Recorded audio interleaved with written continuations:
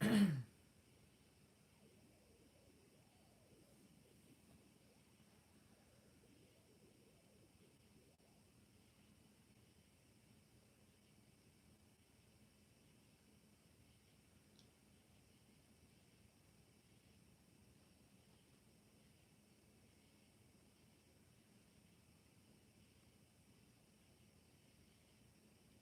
hello, hello, hello.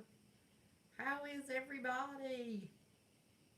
I gotta find me so I can reach out. I hate doing this on my iPad, y'all. Hate it, hate it, hate it. Hopefully, hopefully.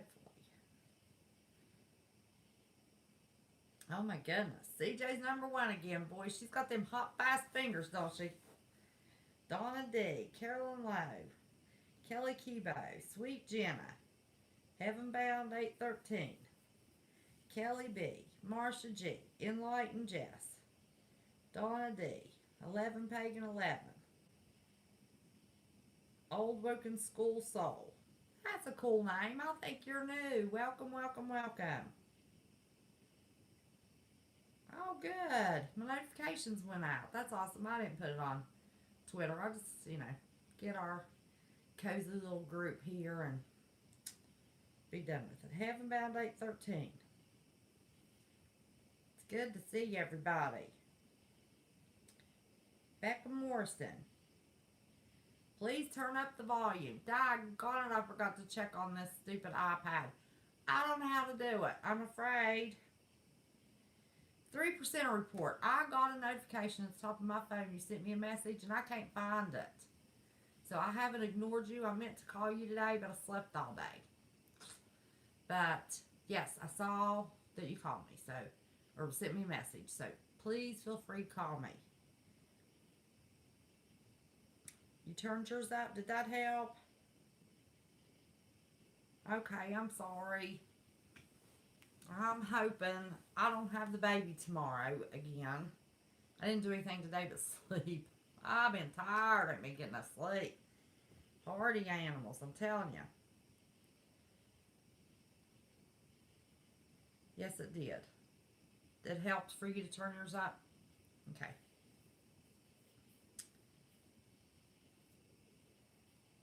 Carolyn, yours is full. Can you hear me good? I'm trying to talk loud. Wonder if that's too far away.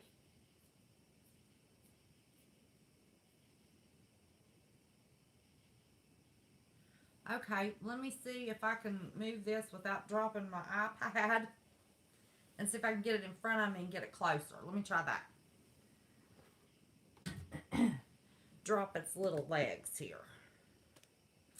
See if this will work. Everybody always accuses me of talking too loud. And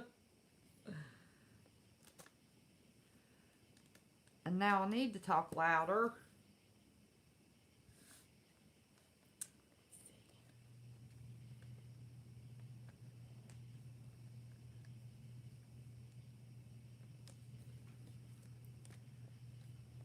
Now, let's see if I can turn all this mess without dropping it.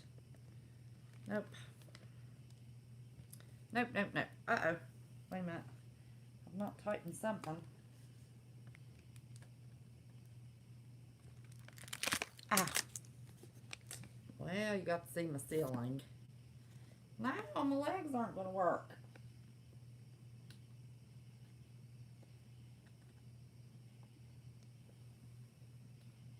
Well, this is great. Hey, that's what you get when you buy something on sale.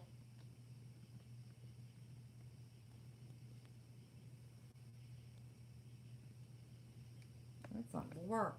Daggone it. Listen, y'all. I'm about to lose my patience with all this mess. I've got to get my computer. I need to be able to do something. Oops, my laptop's still plugged up from last night. Let me see if I can prop it up in my laptop.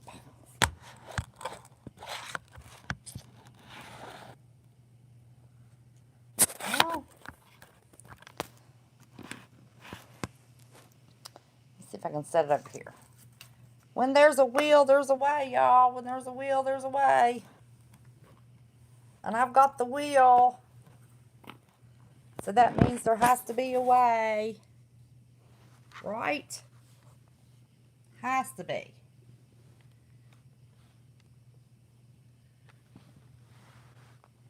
See if I can get y'all closer, see if that helps.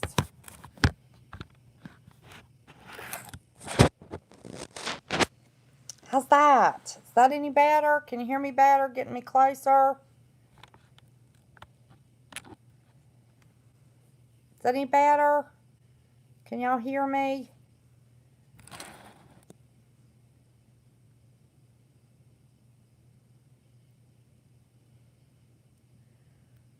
Oh, Bones, you're not in Discord. Bless your heart. For so long, we had to go to get somebody to pop over to Discord and say, Bones, she's live. Oh, mercy, that's okay. We still love you, Bones. That's okay. We've already got 36. Now, see, my iPad scrolls the... Oh, mercy. Hang on just a second. Hey, honey, I realized how late it was and I had to go live. Oh, are you live right now? I am. Oh, well, I hope you have a great show. I will try to be tuning in. Oh, okay. Well, I'm not going to be too awful long tonight, so maybe I can call you when I'm done if you're still up. Much love to all, and you guys have a great show tonight. All right, I'll call you in a little while. Okay. Okay, bye-bye. That was Snafu. He said, much love. If he pops into chat, it's his birthday. Everybody tell him happy birthday. So, that's why I had called him. So, how is everybody doing today? We're already up to 41. Yay! That is awesome. Tickles me to death. I love my little bunch. How's the picture on this iPad? I look fuzzy for me. It just hides a few wrinkles. I don't think he's here yet. He always comes in with all those emojis. But watch for him if he comes in. I called him and sang happy birthday to him. He said I was the only one that called, but he's family. Love his heart. I saw some messages I got in Discord, but I was trying to get busy to go live, so I didn't get to answer y'all. But I'll look at them. Oh, the picture's good? Okay, thanks. Let's see. Did I speak to you, Kristen? I got a notification from you on Discord. Haven't looked at it yet. I haven't looked at anything yet. Been looking at a bunch of videos that came out today. That's okay. Oh, did I hit something and delete? Message deleted by West Virginia Prepared Mind? No, I didn't mean to do that.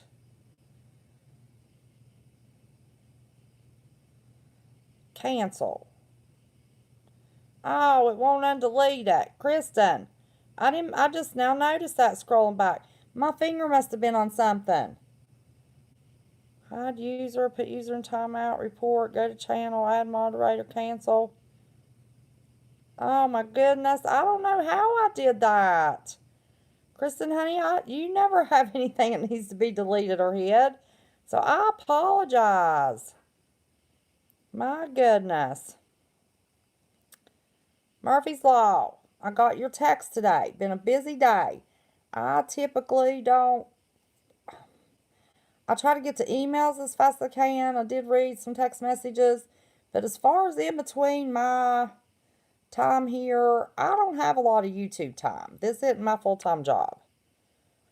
So I'm not ignoring anybody. Group hugs from Sweet Jenna. The Dawn did a really, really nice video giving the family much love. And I appreciated that today.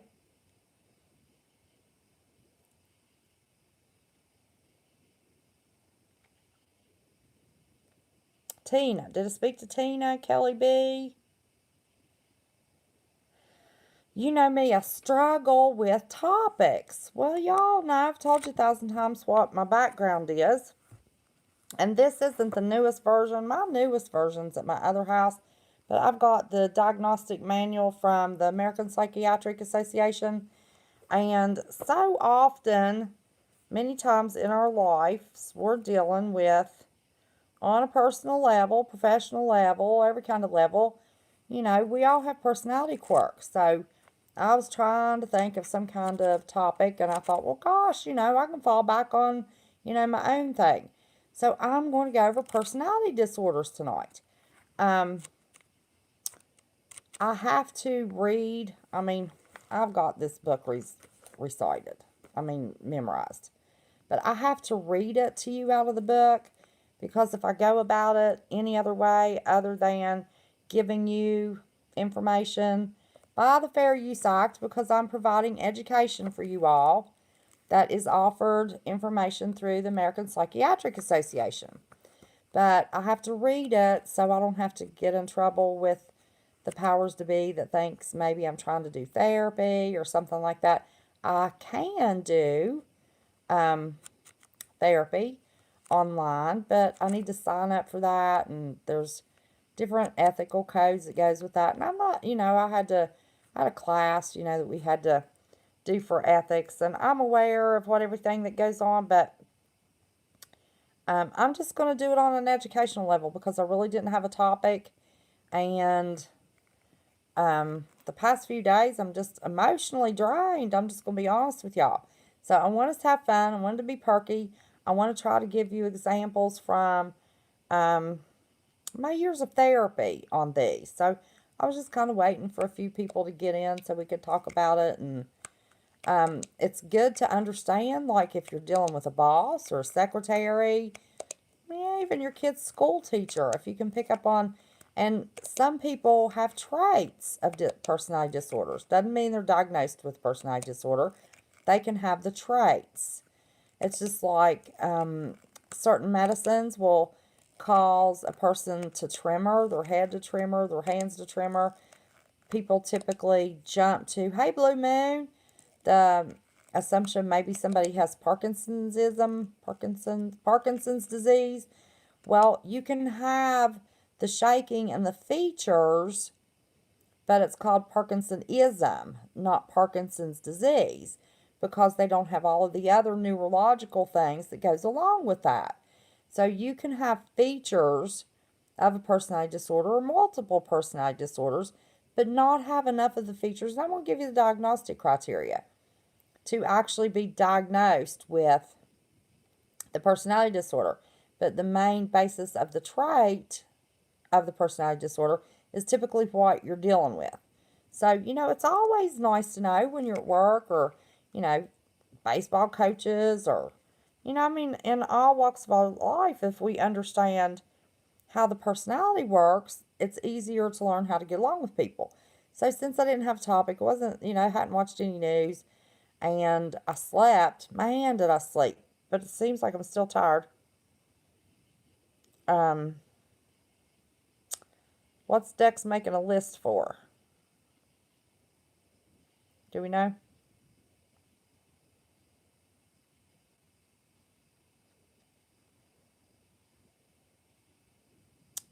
I don't know.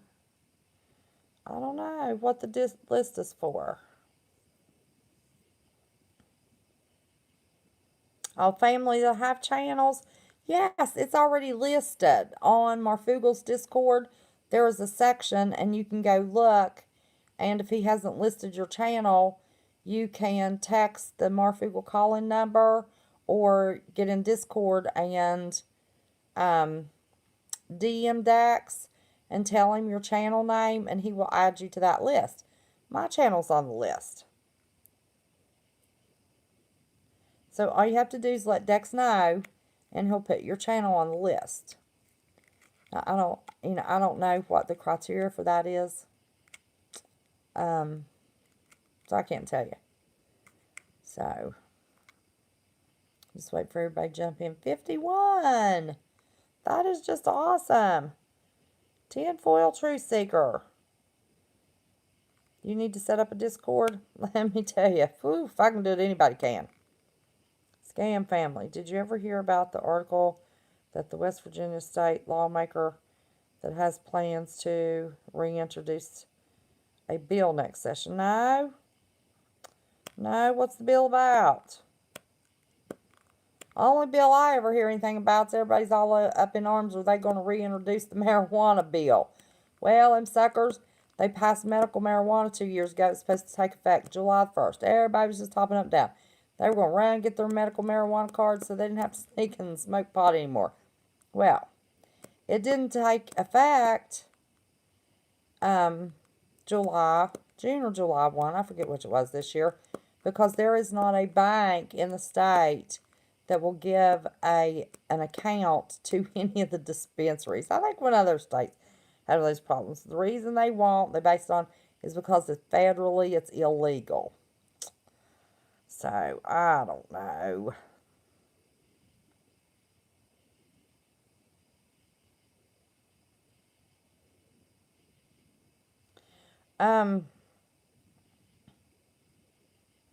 Kristen, did you see where I had my fingers messing with my phone and I accidentally deleted one of your marks earlier? I didn't mean to. I tried to undelete it, but I couldn't get it to do it. Oh, Lord. I don't know why I pressed on it. And it'll give me options, but it don't give me the right options. I don't know if you heard me or not. So I did not mean to delete your comment. I just wanted you to know that. That's my tech-tard self. No, it wasn't. I was holding too much stuff. I don't know how I did that. I just hit the right button. I hate that. Well, I think 52. I think we have enough to start it. Don't y'all?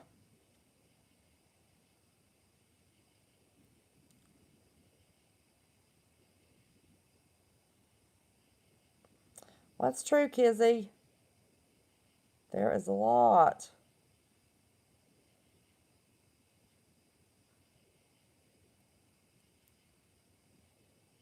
That's right. Let me tell you, I have gotten so behind on watching my videos on my YouTube buddies because of my video viewing time was now from 10 o'clock on when everybody go to sleep and everybody sit down sometime after 10 o'clock.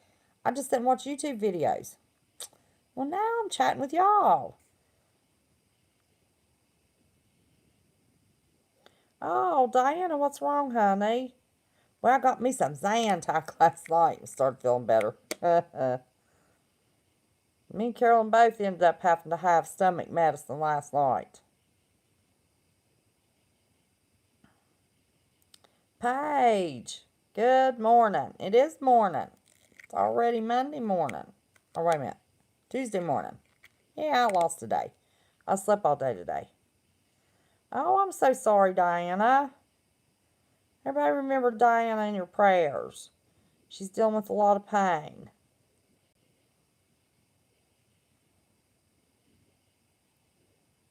I think that's horrible. And Lord, I'm hungry. I'm telling you, y'all make me so hungry I can't stand myself. Okay, and I don't have enough light over here. Now the pumpkin had a flashlight somewhere. It's always laying around until you need it. Isn't that the way? Of course it is. Who is calling me? I didn't text. Hello? Hey, how are you? I'm fine. Who's this? Wanda. Oh, Wanda. The girl that can't get into Discord. Oh. You still didn't get into Discord? No, I didn't, but I'm not worried about that. I wanted to ask you a quick question before you got going. Okay. I canned some chili. I used my pressure canner for the first time and it didn't really work. I think because I was impatient and I didn't let it vent for 10 minutes. Oh, nope. You cannot miss a step. Not miss one step. It has to vent for 10 minutes. Not a minute less. I left it in there for about, I'm going to say, at least over an hour. pressure in it. So it was more along the lines of just, so is that what I can, not going to be able to do it? It's sealed, but I don't know whether to trust it. What you can? Chili. It's got ground beef in it. I would suggest you eat it, not leave it sat for a long time. What's your altitude? God, I don't know. You have to know your altitude to know how long to pressure can it. Yeah. See, I'm over 3,000 feet, so I have to pressure can any meat or any fat for 90 minutes. But it has to be up to 15 pounds of pressure. Right. See, that's what I was saying. The pressure did not work on it at all. You have a jiggler, or do you have the, I do. and it didn't jiggle? No. Did you have the heat high enough? Well, see, that's what I'm wondering. Like I said, it started bending, and me being impatient, I put the little thing on after about 3 minutes. I said, that's long enough. And I stuck the little thing on, and it just started. I don't know No. if I had too much water in it. 3 quarts of water for a pressure canner that holds 7 quarts. So if you put too much in it, will that make it not work also? Yep, that's one thing about pressure canning. You have to follow the instructions to a T. No doubt. Same thing for me. But Same thing for me. if they sealed, well, I mean, that's just part of it. If you want it to last 20 years, you've got to clean your jars real good, make sure they don't have grease on them. You got to only put 3 quarts of the water up to the line. There's a line in your pressure cooker that, if you're not quite getting the full 3 quarts, you can see if you filled it. Then you just put yourself a splash of vinegar in there for the hard waterness. Then you turn it up on high, get it steaming, steam for not less than 10 minutes. Then you put the jiggler on it and leave the heat high till it starts to jiggle. I let mine jiggle pretty good, real fast. And then you start backing the heat off until you have a nice, slow, steady jiggle. But you don't start timing your processing time until the jiggler's jiggling. Right. Well, like I'm saying, it's sealed, but I didn't put it in the refrigerator or anything because. You're probably pretty good if you just go ahead and eat it, but you're not going to be able. And the thing is, anything you can like that, there's 3 steps. You look at it. If it looks good, that's one step. You open it, you smell it. If it don't smell bad, or the seal is still depressed on the lid, then that's step 2 it passed. And then you taste it. If it tastes good, you're good. If it tastes bad, you're bad. If you see mold, or if you lost your seal, that kind of thing. But I am getting ready to get into my pressure canning. That is definitely what's going on. But um, Okay. I'm sorry, I hate that. But yeah, you've got to follow the directions to a T, or you'll waste your time, your money, and your food. Right. Well, I only did 2 cans of some chili that I had left, or 2 jars rather, of chili that I had left over. So I said, let me go ahead and give this thing a try. But, I Yeah. just wondered if it was any good because I never actually got it to Well, if it's dry. sealed, it's good right now. But you know, I mean, you can oven seal and it seals. But with meat, yeah, I'd use it pretty soon. And I never underload my pressure canner. I never put 1 or 2 jars in. I make sure it's full. Well, I I will know do people that. that have, but yeah. Well, you were playing around, but yeah, you got to be patient. We're going to do that during a live one night. One night that we can go live for real long, and we're going to do the whole process live. Because usually we're on the phone longer than it takes to can something. So, did I say on the Well, I phone or got an live? idea. What's that? I got an If you're gonna talk about personality disorders and stuff, Mm-hmm. you can relate it to TV characters. That's what my instructors did when I went to nursing school.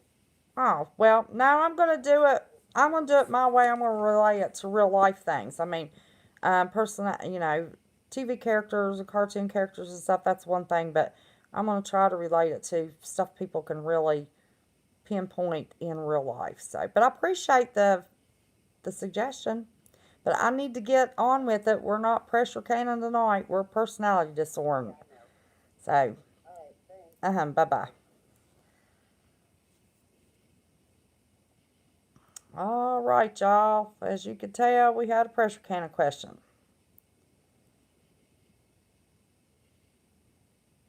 Listen, y'all. You cannot take shortcuts when you're canning. You've got to clean those jars with the vinegar. Make sure there is no residue. Heat your lids. Sterilize everything. Throw my stuff in the oven, 250 degrees for 30 or 40 minutes. Sterilize it after I wash it. Then you check the seal ring thing around your pressure canner. Then you look through the hole where it vents. If you can see light, your vent's clean. Okay? Then you turn it on high heat. After you have 3 quarts of water, splash of vinegar, and your 7 quarts or however many pints it fits in it on the little plate that fits in there. You cannot cut a corner, not one, or your food will not last. It'll end up spoiling. You have to steam it out of that hole. 10 minutes minimum. 10 minutes. And it takes a little bit of work it's time consuming to can. So why would you want to can and, waste your time? 10 minutes. Put the jiggler on. Have the heat on high. That thing goes to rocking on there, that little jiggler. I get mine real fast and then I start backing off the heat till I have a nice steady jiggle. Okay? Do not start timing until it is jiggling. It takes a few minutes after the steam has poured out of that vent for 10 minutes. When you put your jiggler on, it takes a few minutes to start jiggling. And don't start counting when it's just barely, rocking. Let it get going, then back it off. I'm over 3,000 feet. I have to process everything 90 minutes. And then you turn it off, set it off the heat, and let it come down to temperature on itself. You try to take that old heat. It's not come off till the little gauge is down anyway. But then you lift the lid off away from you, or you're going to have steam in your face. Burn yourself. Then you set it out and wait for your little cans to pop. But if you don't follow those directions exactly, you're going to have ruined meat, ruined food. So, anyway, that's our little chili lesson. And we are going to get into chili. It is time to start canning. So, I'm going to see if I can readjust this. I'm trying to get the glare out of my, out of my eyes for y'all with those glasses, because now I've got to read this book. Okay. The general diagnostic criteria for personality disorder. I'm going to have to get a flashlight. I can't see. Go out to try and get my big old police flashlight. Wouldn't that be something? Well, right now I could use my phone flashlight because I'm not watching chat. So while I'm reading, I'm not watching chat. And I'm not taking calls, guys. So I just saw that I had somebody wanting to call.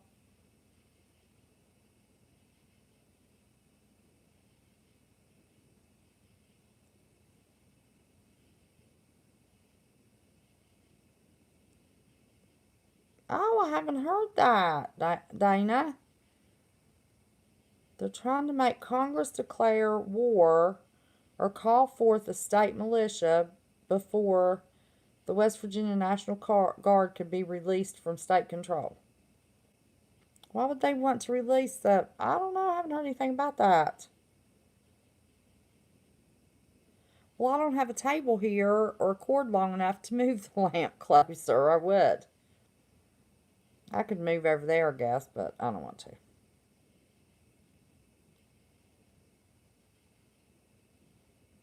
Brian Griffith, how to any alphabet agencies out there.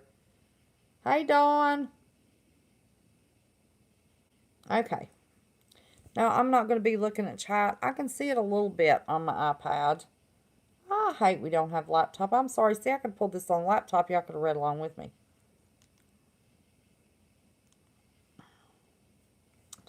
Oh, yay, I can see. Okay, the general diagnostic criteria. Ooh, that puts a glare on y'all. Let me see. An enduring pattern of inner experience and behavior that deviates markedly from the expectation of the individual's culture. This pattern is manifest into two of the following areas: cognition, which is the ways of perceiving and interpreting self, other people, and events. Okay?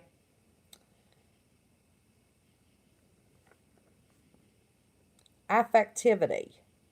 Our affect is our facial expression. When you see me, like, I mean, you've seen all my facial expressions. That's your affect. The range, because you have to have a range. You know, if you got somebody that's always like this and don't have no, oh yeah, I'm real happy. Happy birthday, thank you. I think that's awful. They have no range of affect. That is very, very important. The lack of range of affect typically comes in to play more often with the depressed personality disorder, okay? Which is the intensity, appropriateness of the facial expression to the emotional response. Interpersonal functioning and impulse control. I mean, you don't just go freaking out over everything, or, you know, somebody just bursts into tears, or, you know, see some little something, it's not the best news in the world, and everybody just has to constantly burst into tears. You know, you've seen, especially women are like that. There are men like that too, though. I'm not trying to be, you know, against women.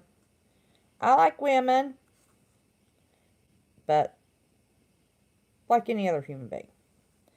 Okay, B, that was A. This is B. The enduring pattern of inflexible or persuasive and pervasive across a broad range of personal and social situations.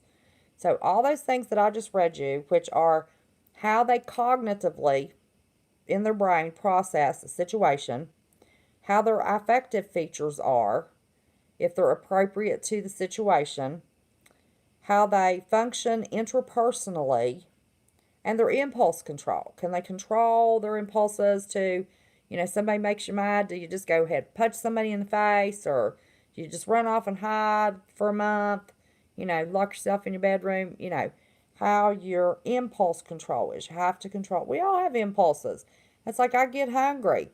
You know, I'll wait till I can't stand it. So I'm controlling that impulse to want to eat before I start eating in front of y'all. Okay, and then B is the enduring pattern of the inflexibility, of being able to control or manage those four features. Okay?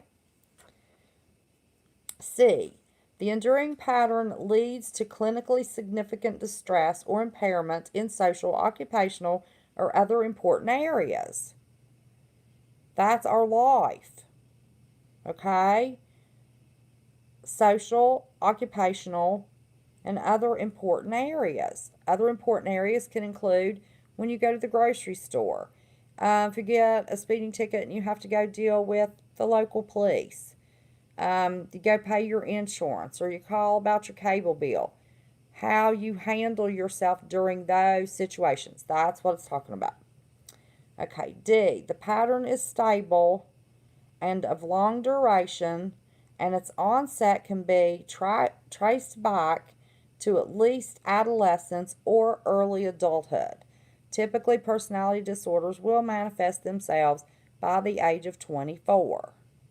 It's not in this book, but that's just a little knowledge I'll throw out to you. Don't hold me to it. I'm not trying to mislead you. This is educational. My opinion. My opinion, interpreting my education. Okay? So we're not going to get into any big ethical concerns here. E, the enduring pattern is not better accounted for as a manifestation or consequence of another mental disorder. I mentioned a few minutes ago depressed personality disorder. Okay, there is a difference between chronic major depressive disorder, bipolar disorder, or depressed personality disorder. Okay, we're not going to get into all the other depressive disorders, but we will go over depressed personality disorder. Those are the people that not even a medication will help them. They just want to be depressed. They have learned to cope. These are coping skills. Personality disorders are learned through your childhood as a coping mechanism. Our personalities are set in stone by age 5. Now, there are features of personality disorders that one can learn to control. You know, antisocial personality disorder. Biggest thing, lack of guilt. Okay? You can have a lack of guilt and you can be a used car salesman and rip somebody off, sell somebody an insurance policy they don't want to need or don't really need, but you're not going to go out and commit murder. Okay? They control the features of lack of guilt. And I believe, and this is my personal opinion from years and years of experience, I think the guilt thing is on a spectrum. You know, well, these days I might do some research on that and publish it. I don't know. The enduring pattern is not due to a direct physiological effect of a substance, a general medical condition, or head trauma. Because you can have a medical condition that can mess with how you respond to situations, your affective features, and your mood in general. You know, so if you've got a medical condition, if you are a substance abuser and you're high or you're in withdrawal, you know, you have different features of your personality that typically without a substance you would not have. And then, of course, head trauma. Depending upon where the head trauma is, it greatly affects the personality. Greatly. Okay, the cluster A personality disorders. Paranoid personality disorder. I've been a little paranoid lately, but I don't have paranoid personality disorder. I'm not always paranoid. A pervasive distrust and suspiciousness of others that their motives are interpreted as not being sincere, basically. I'm going to cut some of these words down for you. Being by early adulthood and present in a variety of contexts as indicated by 4 of the following. So this is paranoid personality disorder. Suspicious without significant basis that others are exploiting, harming, or deceiving him or her. That's number 1. Number 2, a preoccupied with unjustified doubts about the loyalty or trustworthiness of friends or associates. Is reluctant to confide in others without a warranted fear that the information will be used maliciously against him or her. Something beyond that, just a general distrust of government. You find that very often that the paranoia typically has to do with the government. I mean, and this is a deep paranoia, not an educational, I understand what's going on with our government. This is a deep, deep, deep paranoid. They've got their house bugged, you know, that kind of paranoia. Reads hidden, demeaning, or threatening meanings into benign remarks or events. So they misinterpret. If you're upset, if you're around somebody with a paranoid personality disorder and you become upset and you might overreact a little bit and you say, you know, if I could just punch that person in the face, I'd feel better. Well, a paranoid personality disorder individual will think that that's a hidden meaning that you are actually threatening that person. So they can't talk to you. They have to be real careful around you because you might punch them in the face. And if you understand these personality disorders, it helps you work around these people because there's not a therapy that can fix a personality disorder. You have to do the therapy with the family and friends that deal so they can set boundaries and know how to use appropriate language and labeling around anyone with any of the personality disorders, okay? Persistently bears a grudge, is unforgiving of insults, injuries, or slights. And the reason they're unforgiving is because they think there is no such thing as an accident. Everything is purposeful because they are paranoid looking for you to do something wrong.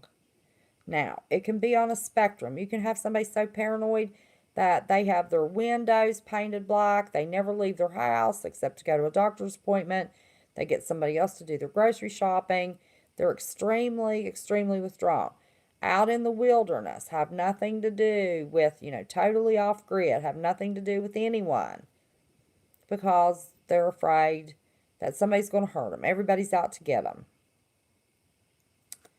Okay? 6. Perceives attacks on his or her character or reputation that are not apparent to others and is quick to react angrily or counterattack. They are constantly in a visual mode. Talk about keeping your head on a swivel. They are constantly dissecting every word you are saying. Less than conscious. This is not a conscious level that these people function on. It's less than a conscious level, but they're going to dissect every word that you say, looking for you to say something wrong. You may have, here's somebody, a drunk that is not a happy drunk. And you can say something, or a guy can say something. It's typically with the men. It can be with women too. But somebody can say something and they're throwing a bar stool. What are you talking about? What do you mean by that? Why I'm going to beat your, that is, they're hyper vigilant, looking for something to be said wrong that they can internalize and project their fears because, the paranoia is a fear. They can project their fears on you and take it out on you. Okay? Has reoccurrent suspicions without justifications regarding fidelity of a spouse or sexual partner. But that is not the case unless you have these other features, okay? You have to have these other features before you can say, oh, you have a personality disorder, paranoid personality disorder, you're always thinking I'm cheating. No, it has to be across spectrums of personal life, social life, and how they deal in public. Just because you have somebody that's a little bit of paranoid in a relationship, that paranoid can come from they were cheated on in the past in a relationship. Ended up in a divorce because the spouse cheated on them and it was a real ugly situation. Can believe that women tend to think, oh, that man's being nice, I've got to watch out, he's going to want to come and rape me because they have been raped in the past. So it's a fear that typically manifests itself based upon, all personality disorders are based upon a previous experience that has happened through childhood. Okay? Personality set in stone by age of 5. Can't change it, but you can teach people how to work around their fears. Any questions on paranoid personality disorder? And I've done turned y'all off because I have my flashlight on. Yeah, I'm charged good. Oh, I didn't see the question. Okay, let me turn me back on.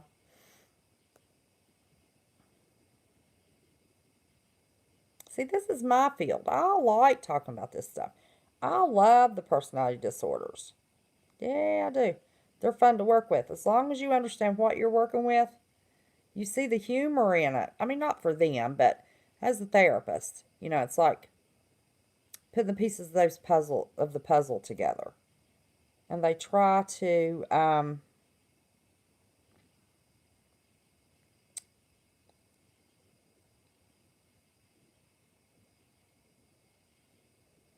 fool you. But if you understand that personality disorder, they can't fool you. Okay, somebody said somebody had a great question.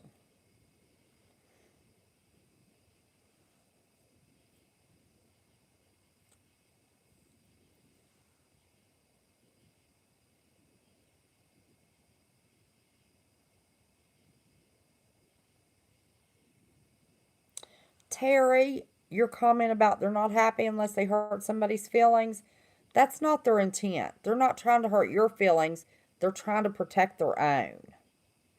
All of it is about their self preservation.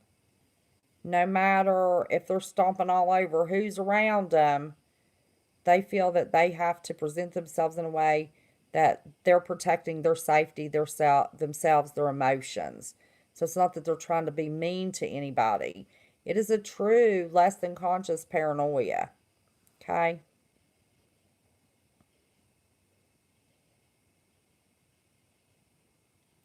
Who had a question? Somebody had a question.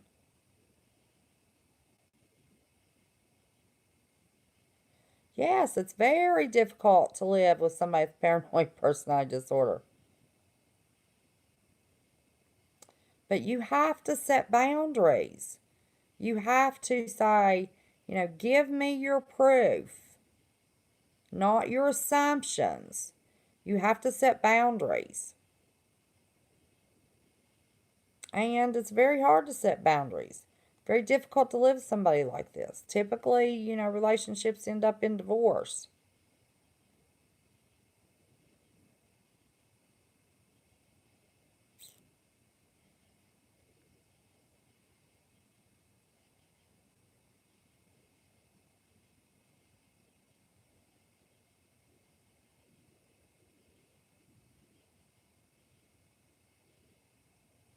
What? Funny you're doing this live because I was standing up for West Virginia Prepare Mind today about if she is on drugs or really educated. Oh my God. Oh, Lord have mercy. Let's see, I graduated with my bachelor's degree in 1994, got my master's degree in 97, decided I never wanted to look at another book or another class, and was on track to finish a 5-year doctoral program in 3 years, and became ill and had to take 6 months off. And then I started the last job I had and worked too many hours, and I haven't worked on it in 3 years. And all I have left is 2 classes and my dissertation, and I'm done with my doctorate. So I'm not on drugs. I'm allergic to drugs, to be honest with you. That's funny, but thank you for standing up for me.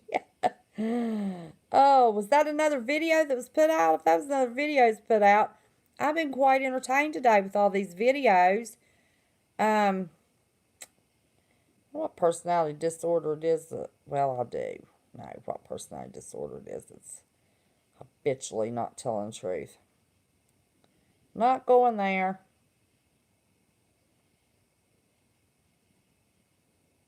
Yes, Jen, I know, and this doesn't apply to you, sweetheart.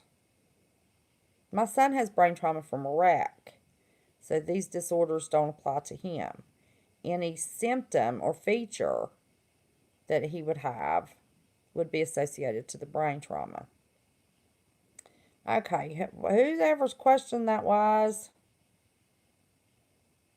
Now, hormones can play a part, when a woman's pregnant, menopause, men go through menopause. They finally admitted that.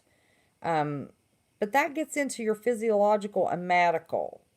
If you've got something going on, your thyroid's out of whack, your hormones are out of whack, that goes into the medical. You have to rule out medical disorders before you can diagnose any of these disorders. Oops. How did I get rid of me? There we go. So, typically people tend to jump in. I'll get to it, Einstein's mom.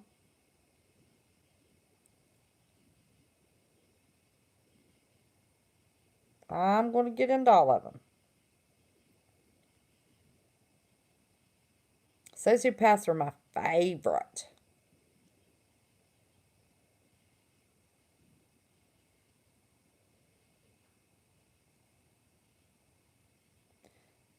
Bill, there is a difference between bipolar disorder and generalized anxiety disorder and panic disorder.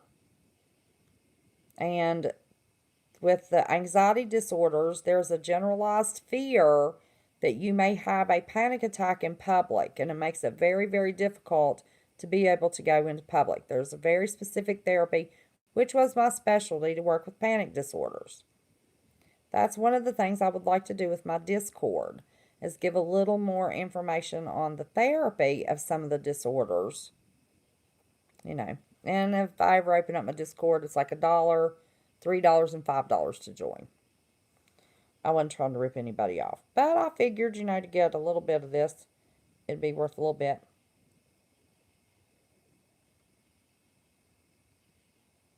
Well, thank you, Susie Q. I saw you defending me in some comments today.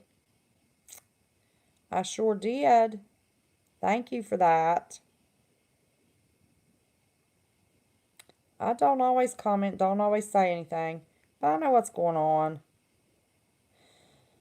So, but what are you going to do?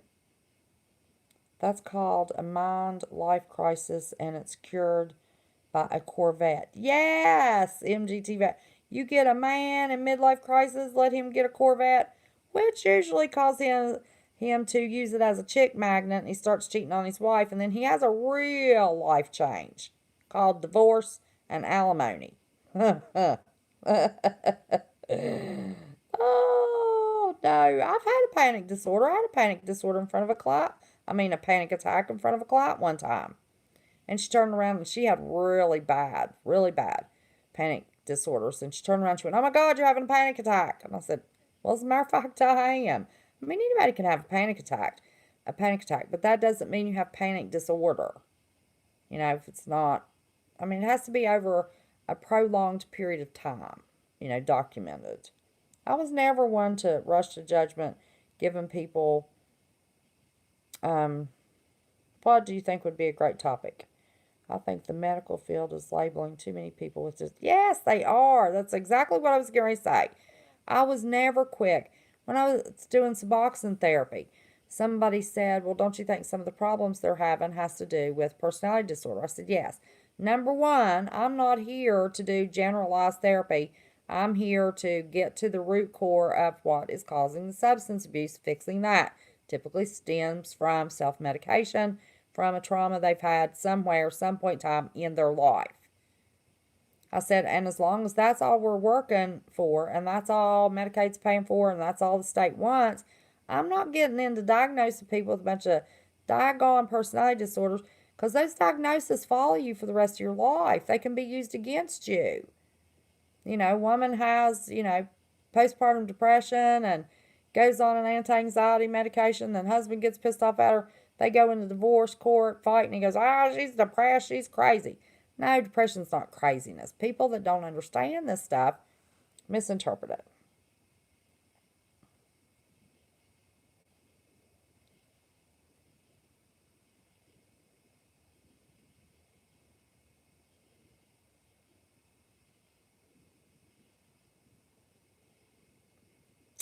Well, Brian Griffith, I always called that the FUBAR disorder. There's no excuse in that. That's sick and twisted. But very often, let me back up and say, there was some childhood trauma. Many of the personality disorders, you can find that as a small child, they were locked up, in their room, hours, days at a time. They were beaten unduly. They were sexually molested. They were just made to do crazy things or watch crazy things. Some adults, they're way out there. They'll make their little kids that don't understand, for them to get their jollies off, watch them have sex. They will dope their kids up and prostitute them out while they're doped up. So there's all kinds of horrifying situations that happens during childhood that screws somebody's mind up so bad. And what people tend to want to do is, it's not natural to hate your parent. So if you have an abusive parent, very often that person will grow up to be an abusive parent. It's like the Stockholm Syndrome or the Patty Hearst Syndrome, whichever you want to call it. You want to identify with your captor so you don't hold ill will, because as bad as the memories are and the problems are from the severe abuse in the child, as a child, and the feelings that they hold toward that abuse, they will feel even worse because they are struggling within their brain, because they don't, it's not natural to hate your parent. So they will do something to kind of make it all right in their mind what their parent did. And that's sad. They're just identifying with the captor. You know, it's real sad. I saw a big old comment. Wait a minute. Miles itching. Go be pleased. Woo! Need to be pleased.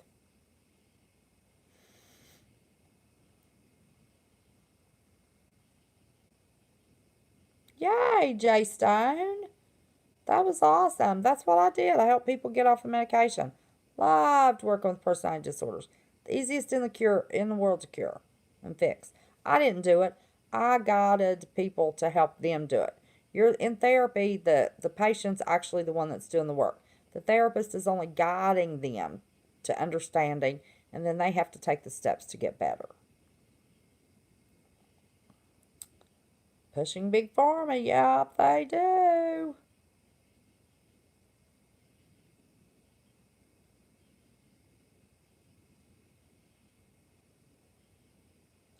Who's John Wayne Gacy? Don't know. I'm just looking for questions. Yeah, there's some question if there's really, really, really multiple personality disorder. I believe there is. And huge trauma can cause that. Yes, Kizzy, you are right.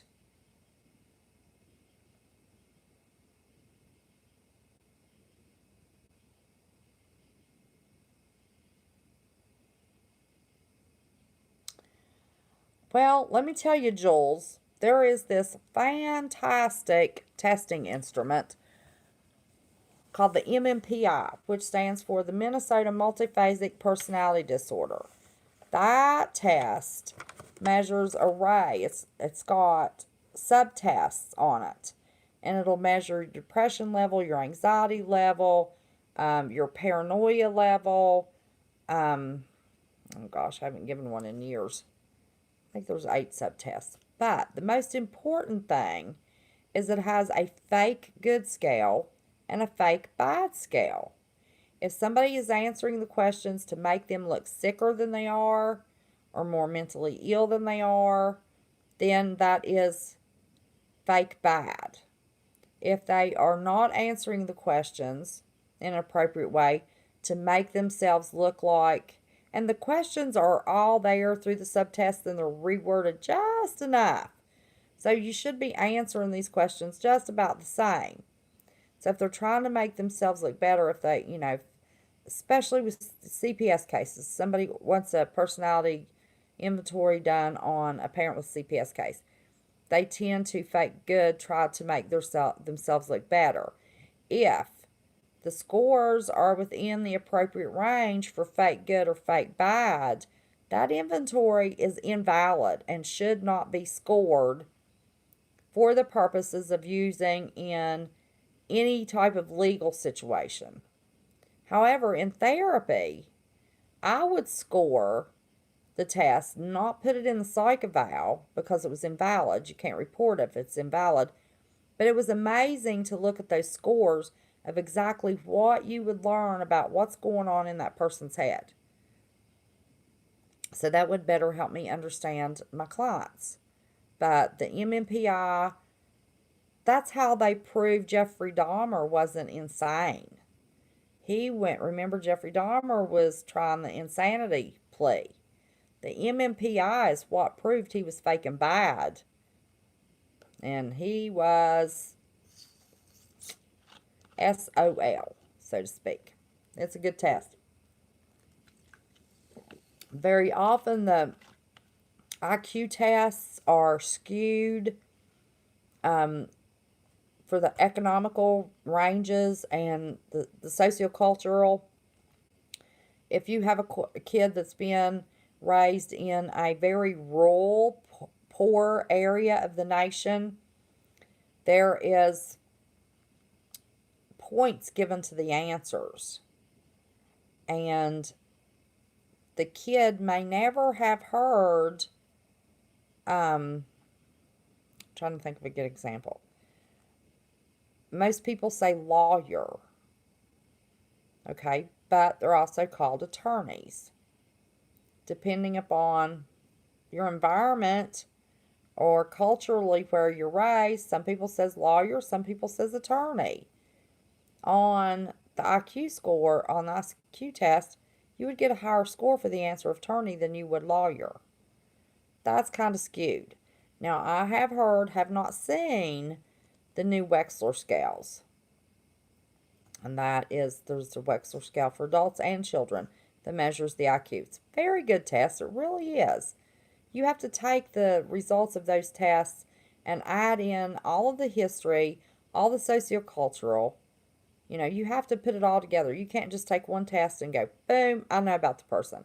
You've got to have all the history on that person. You're better if you can get collateral information from family members that can be trusted. That's not trying to get the person in trouble or trying to help them fake good or bad. You have to use your skill sets to figure out which it is. But, yeah, you have to put it all together. It's like taking one verse out of the Bible and living by that one verse in the Bible. No, you can't pick and choose your verses. You got to look at the whole picture. But I was very, very...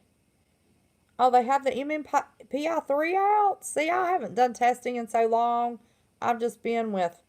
oh my gosh, I'd love to see the MMPI-3. I don't even know anybody around here that does any testing anymore.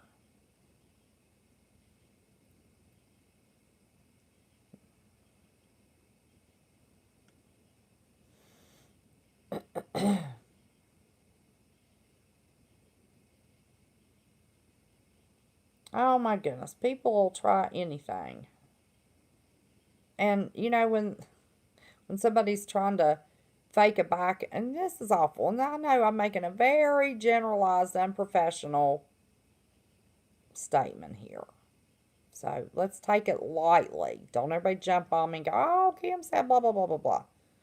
I can tell you in my area of the world, I have seen very often when, I've got degenerative disc disease in my back. I've got a ruptured reherniated disc in my neck.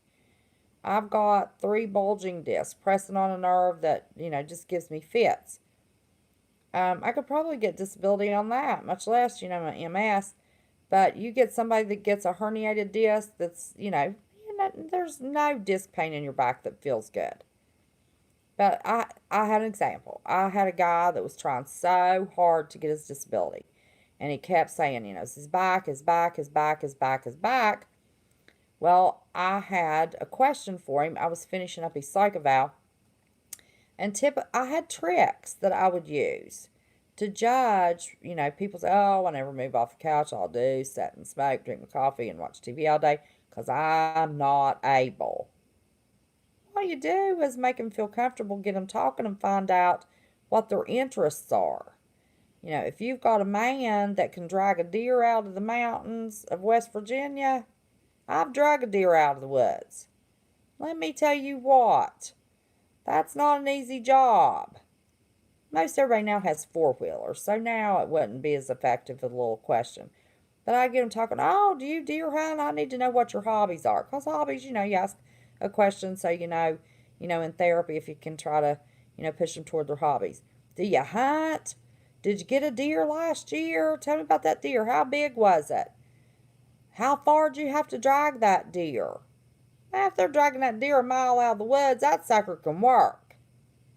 Well, of course, it's followed up with, did you clean it and cut it and, process it and do all of it yourself? Well, that means that they didn't drag that deer out of the woods and go home and go to bed for a week because their back was about killing them.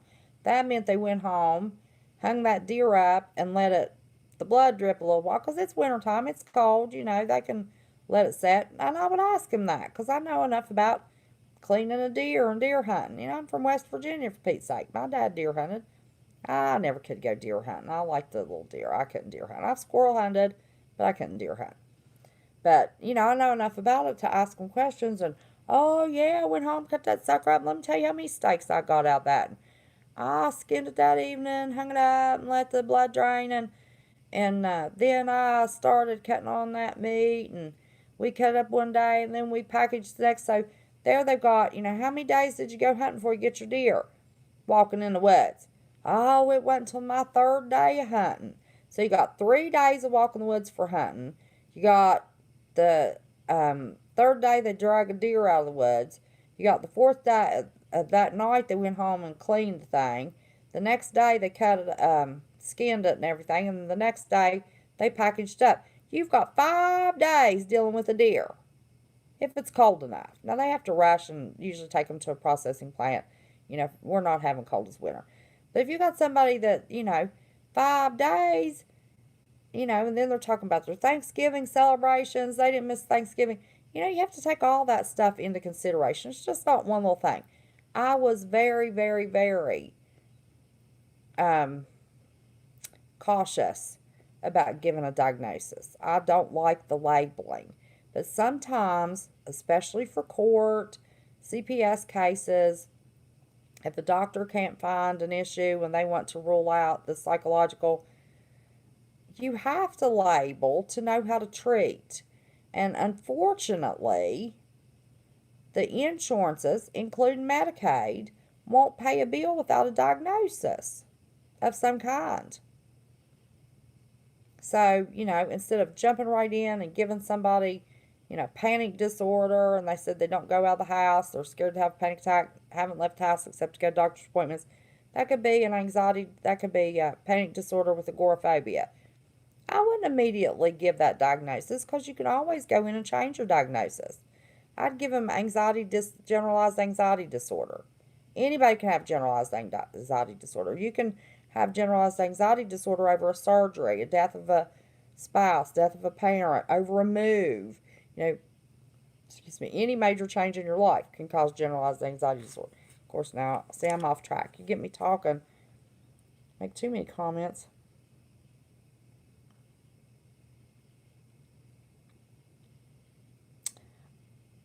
Well, I'll tell you about the hypnosis, Kizzy.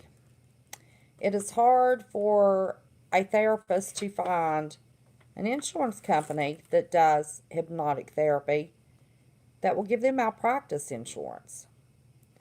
There's, it's used majorly in the bigger metropolitan areas and the bigger cities.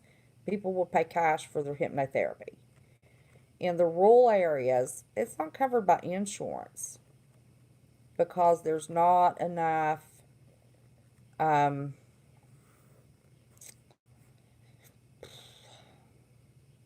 unfortunately, in the medical profession, the psychological profession, it's more of a hocus pocus therapy.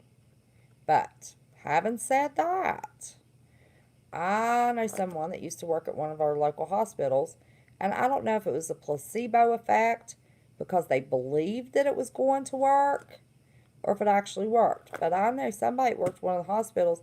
It was amazing the number of people that went for the hypnotherapy and lost tons of weight or stopped smoking. So I really don't know. I'm not quick to judge. I don't know. I've never experienced it.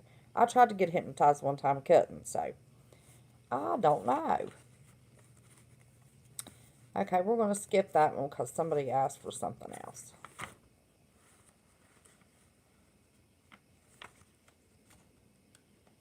I'm skipping schizoid.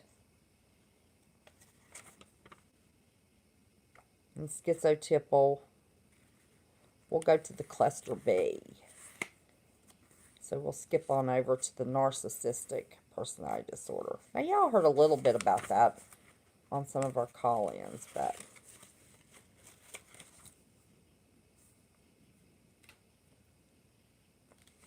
Histrionic, man. There's features of histrionic without somebody being able to get the full diagnosis. You know, women that have inflated self-esteem that want to wear a lot of flashy jewelry and gold purses and flashy shoes or flashy coat because they want to be noticed. Well, you know, sometimes that's not histrionic personality disorder. That's just a little bit more of an inflated self-esteem. I'd rather see somebody with an inflated self-esteem than I would with no self-esteem, don't want to leave the house. And you have to look at the self-esteem factor before you go to diagnosing these two. Because sometimes if you can fix somebody's poor self-esteem, you can fix a lot of these. Let's see, how long have we been on here? We've been on here over an hour already? My goodness. 72 people. Okay, it's not like everybody's not aware of the drama that's been going on. I put that title on there and I thought, how much you want to bet? We got a bunch of people watching because they think I'm going to call out people and say they have personality disorder. No, I'm not doing that. That's not what this is about. I wanted to give you something informative. This is something that I'm familiar with. You know, this is my deal. We've had so many great callers. And, you know, I decided instead of, I guess it's because lately it seems like my kindness has been mistaken for stupidity. I thought it was time to let y'all know what's in my brain. Just a little bit. Not a whole lot. Not showing off. But I do have a brain. People do tend to think I'm stupid, but I'm not. Okay. No, I'm not. They just think I am.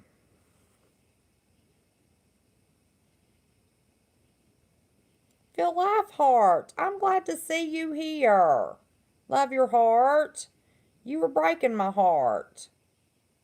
So it's good to have you here. You're welcome here. We like having you here. And I did read all your stuff. Yes, IQ tests are skewed. They're also skewed among the races.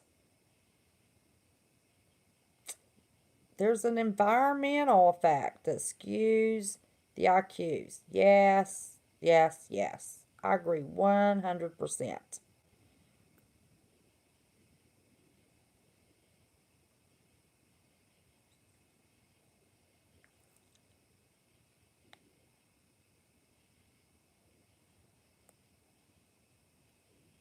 Rosie, do they actually take on different people, different forms, dress different, lose track of time? I mean, you don't have to give that information. I'm just interested. Multiple personality disorder, it's a big controversial, it's always an argumentative thing in the professional field. But a true multiple personality disorder individual will, when they are their main host personality, they will lose periods of time if another personality truly takes over. Now, you can lose periods of time just from being overstressed. Let me say that. But when they take on a different personality, it's just that. They're taking on a completely different persona. You know, they can have a male personality, a child personality. If they are a timid woman, they can take on the bitch personality.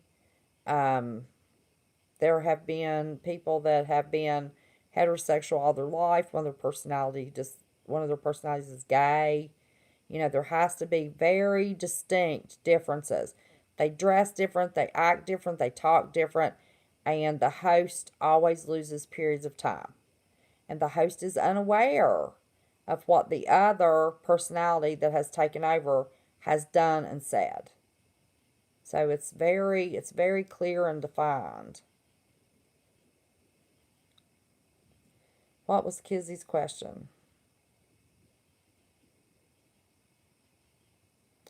Trinity shortened her name. I just always put Trinity anyway. I try to shorten everybody's name, but I don't text good.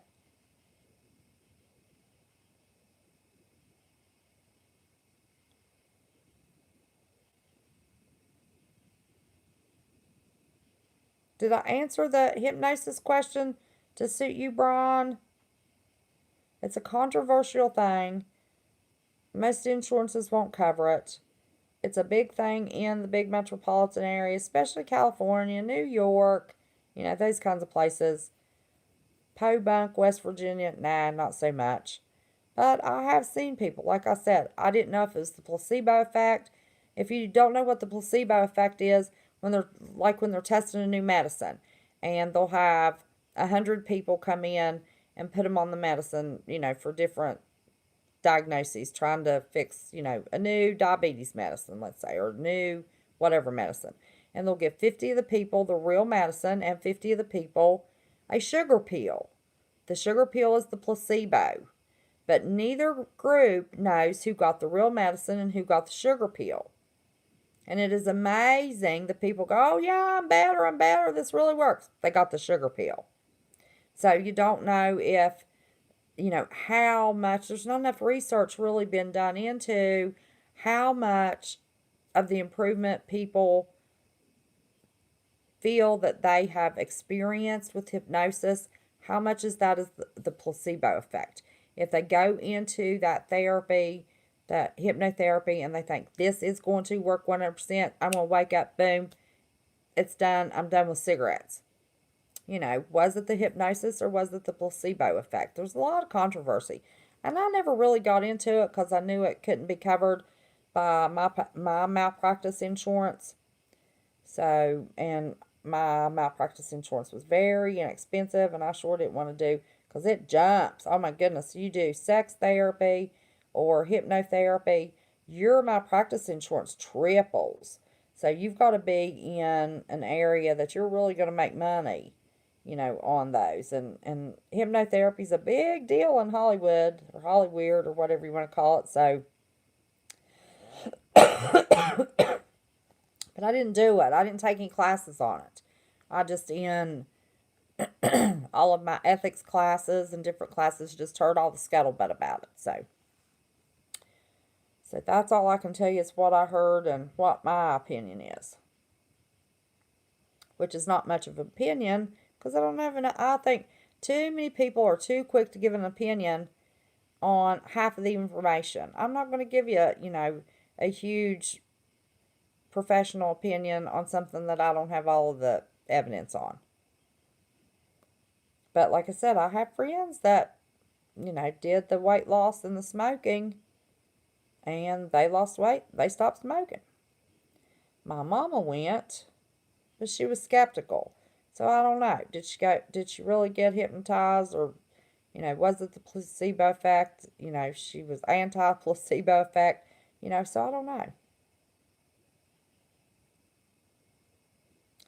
Oh, hypnosis is did I answer that as a recovery tool? I really think it depends upon any recovery, how motivated the individual is, 100%, no matter what the therapy is.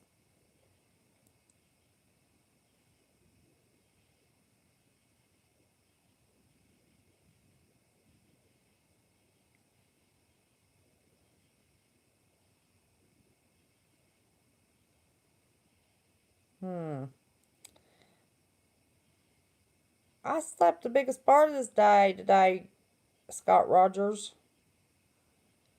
You've missed another exciting day, buddy. Yes, you have.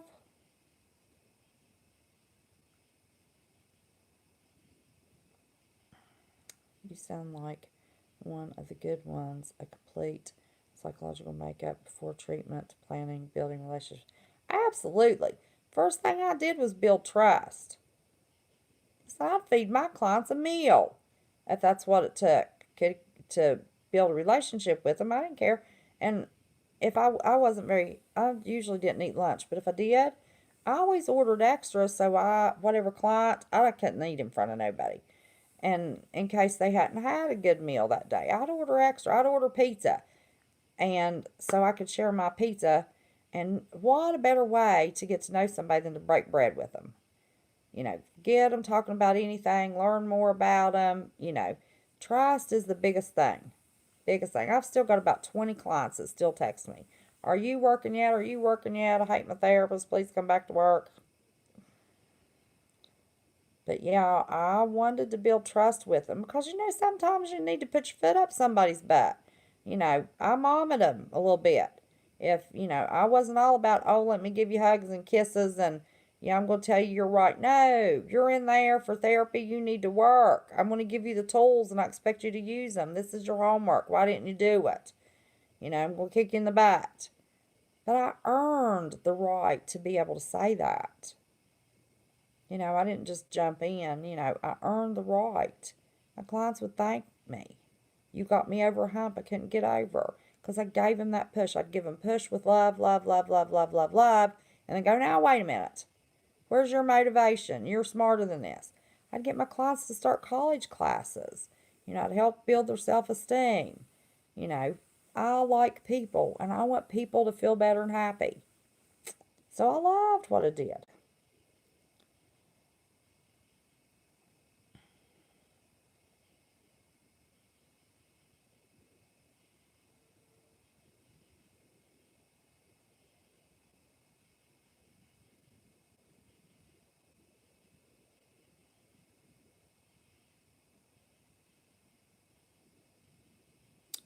Let's see, I'm scrolling too fast.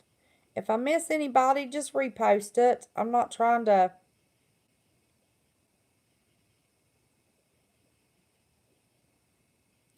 miss anybody, but I've got really behind. Oh, I do a lot of NOS. Yes, not otherwise specified. Yes, sir.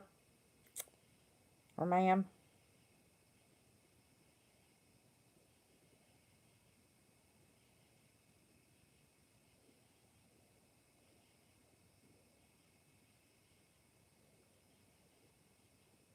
Yes, you have to label kids with learning disorders before, you know, and the learning disorders aren't that big of a deal. I'm dyslexic. I have agraphia, which means it's hard for me to get a spelling word or math from my head to my hand, but I can do it out loud better. So in educational services, you know, I think those are the least obtrusive of the diagnostic criteria that, is necessary to label. Unfortunately, it's the social labeling in the educational system that kills me.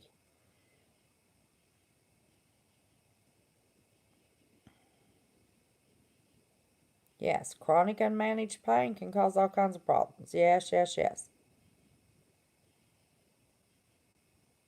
I know people to swear by acupuncture.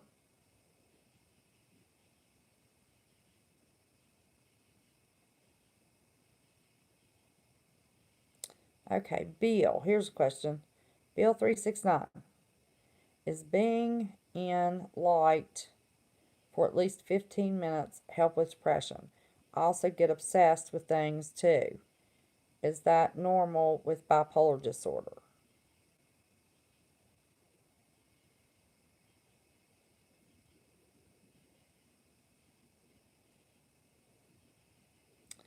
Yeah, in a way, I'm not sure what you mean by obsession.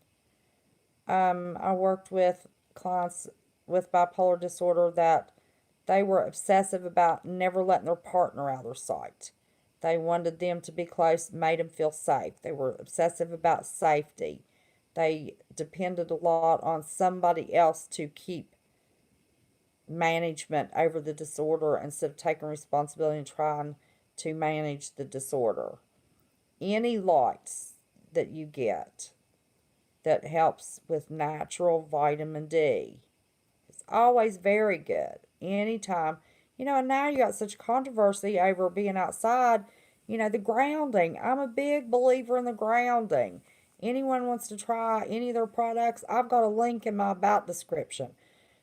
I don't show their ads, but I talk about it occasionally. I do believe in that grounding.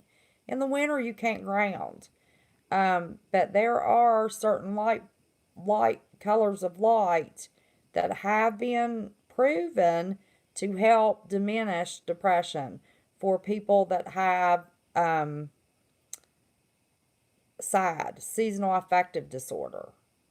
We've got a clinic about 50 miles from me that they will let people come in and sit in that certain color light. I forget what color it is. And the people swear by it. They said that, for the first time in years, they can make it through the winter without being depressed. Now, I personally think that you can overcome that if you fight it hard enough. I mean, yeah, depressing in the winter, there's snow on the ground, trees are brown, you can't go out and do anything. Anybody can get in a rut. Doesn't necessarily mean they're clinically depressed. But sometimes that has to do with self esteem. How much can you push yourself?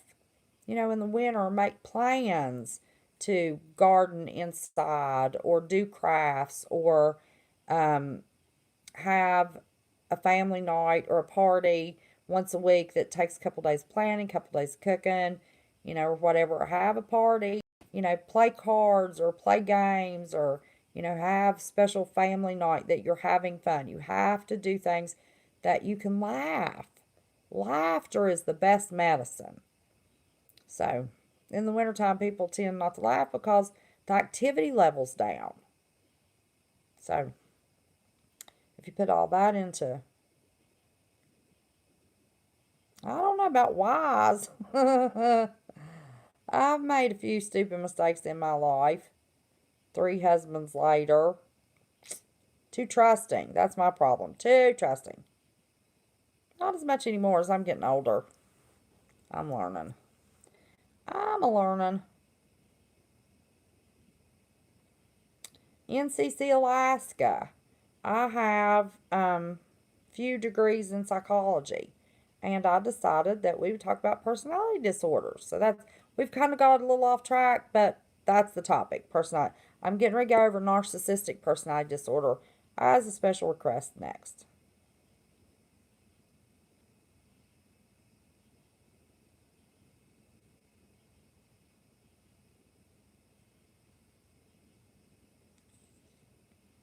The light therapy, you've got a light therapy thing on your channel.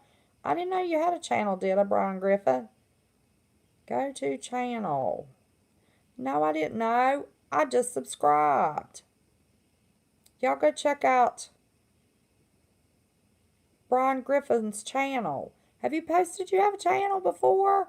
I'll tell everybody, if you have a channel, put it in post. Post it in chat so people can go check you out and see if they want to subscribe. We definitely promote our family members.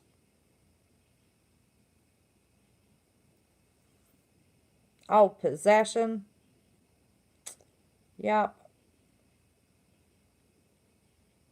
Yes, it's real.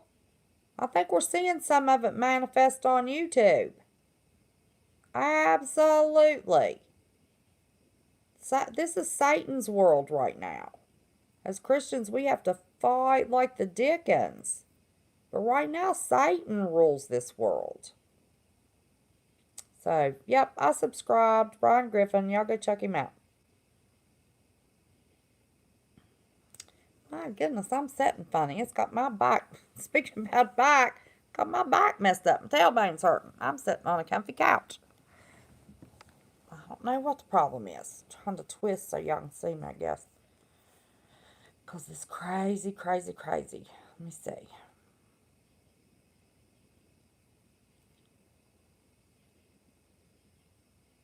You didn't get a notification, Alice?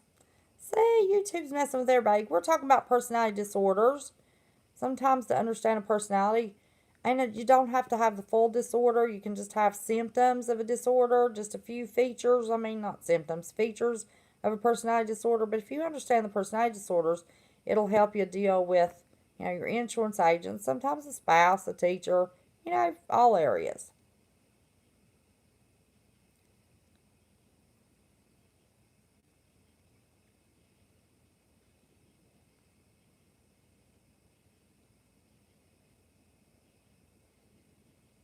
Nope.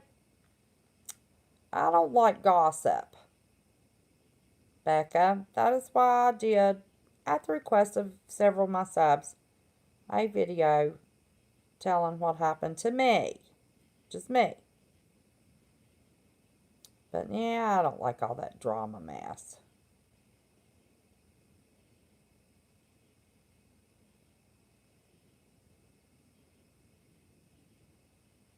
Yes, vitamin D is awesome. I have a vitamin D deficiency. And even taking 50,000 units of vitamin D a week, your vitamin D number is never supposed to be below 26.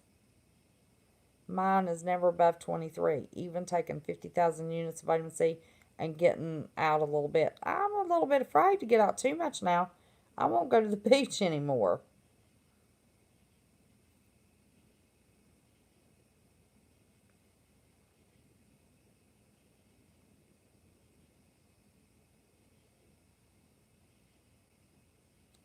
Wait a minute, who's talking to Bill Lifehart? Bill Lifehart, who are you talking about? I need somebody say something.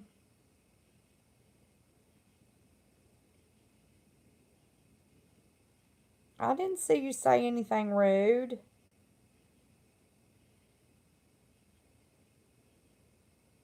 Nobody's judging anybody in here.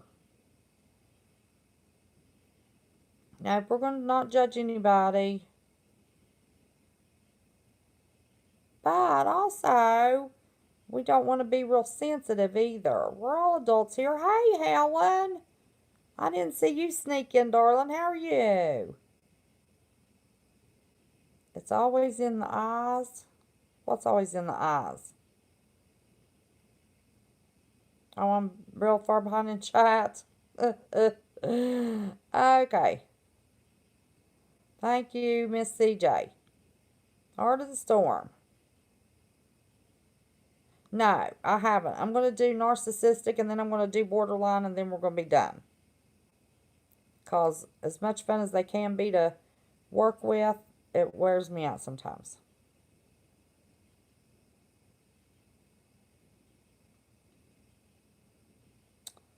Um, Proving Demons. Did you hear my credentials? She said I'm behind in chat. Did you get my credentials?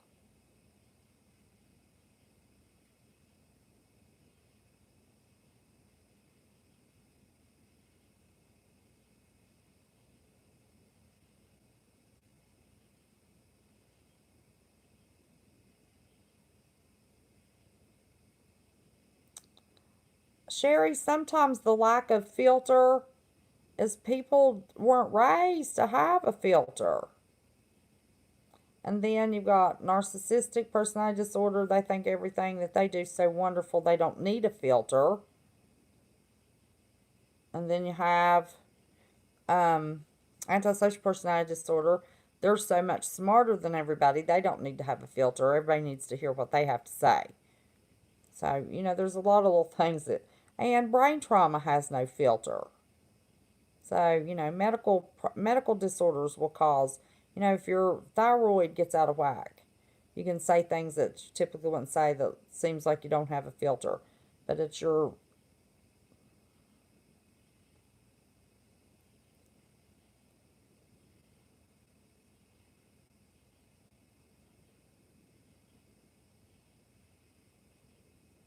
Oh my goodness, Proving Demons. You do have 121,827 subscribers. Well, thank you for coming to my little channel.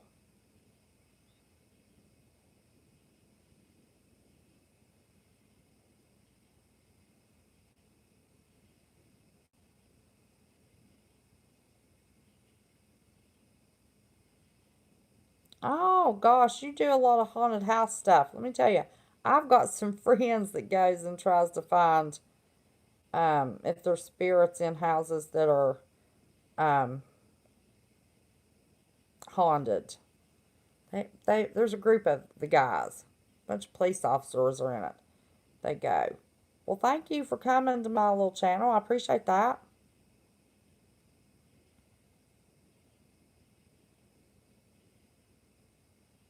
Y'all need to go check him out if you're in that kind of stuff. How far behind am I in chat? My goodness. I'm way behind.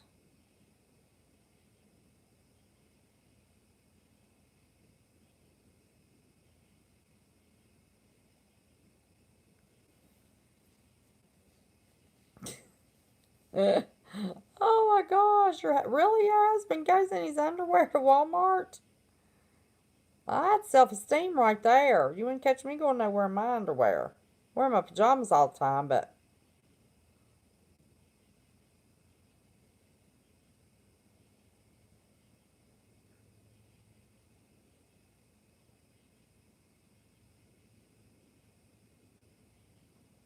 well, you're welcome, Whitetail.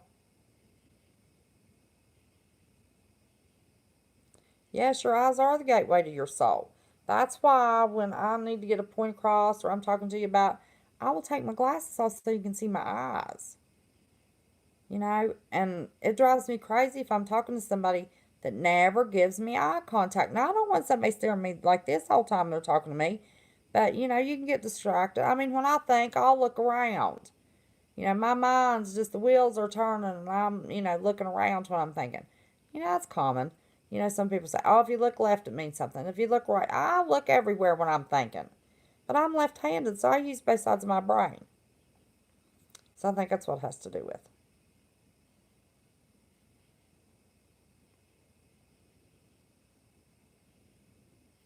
Do I think it's narcissistic to wear underwear in public?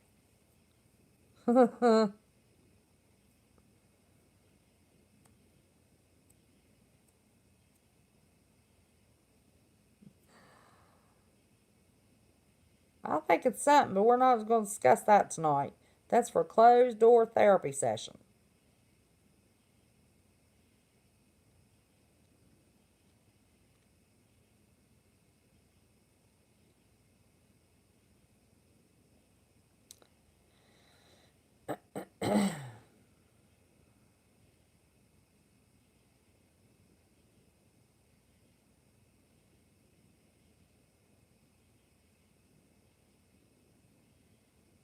What is it about your boss that makes you so angry?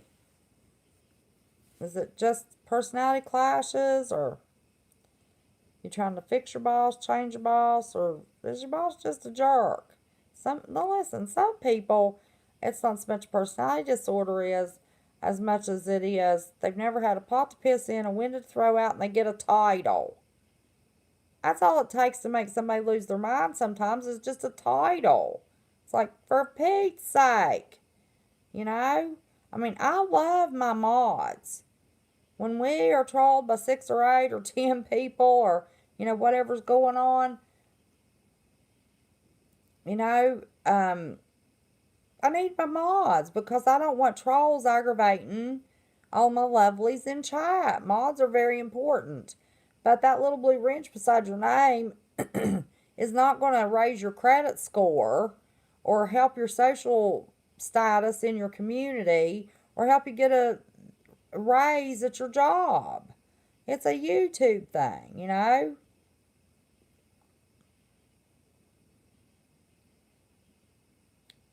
If I mod for somebody, it's cause I like to help them. You know, but only the bigger channels seem to have as many trolls as I do. I don't know why I'm so popular with the trolls. Well, yeah, I do. We kind of went over that the other day. That's okay. Doesn't bother me. Yeah, bosses are about profit, not people. Okay, Dawn, good to see you. Get some sleep. Yeah, it's already 2 o'clock in the morning.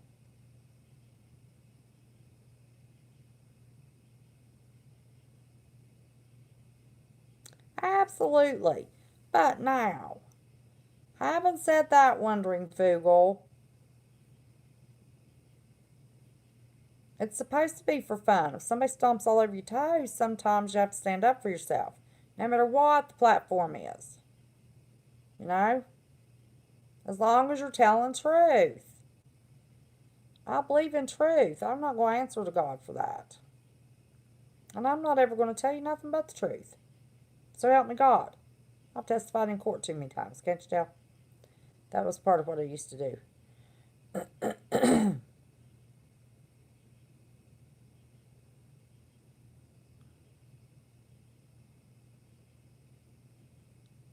Well, Bill, that's probably a little bit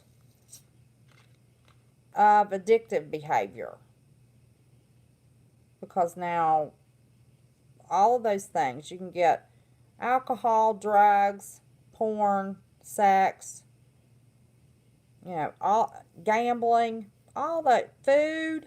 I mean, you can make anything into a little bit of an addiction. Cigarettes, Mountain Dew.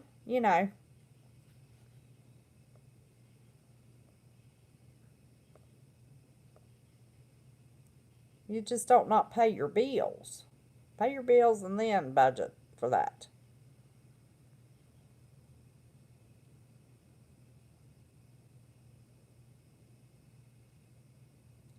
Okay, if I missed anybody. No, I'm not talking about addiction. Well, that one comment, I was talking about addiction. I'm talking about personality disorders. No, I don't want to talk about addictions tonight. No.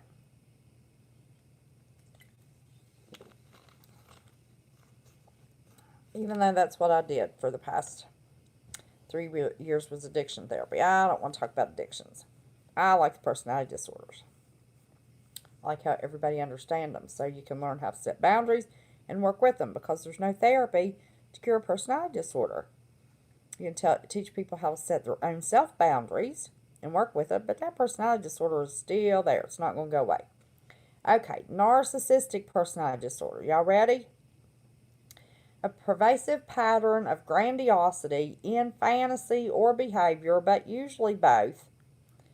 Need for admiration and lack of empathy beginning early in adulthood and present in a variety of contexts as indicated by 5 or more of the following. And there's 9 choices. I saw chat just a going out of my corner of my eye. What in the world happened? Hey, Lisa Hall.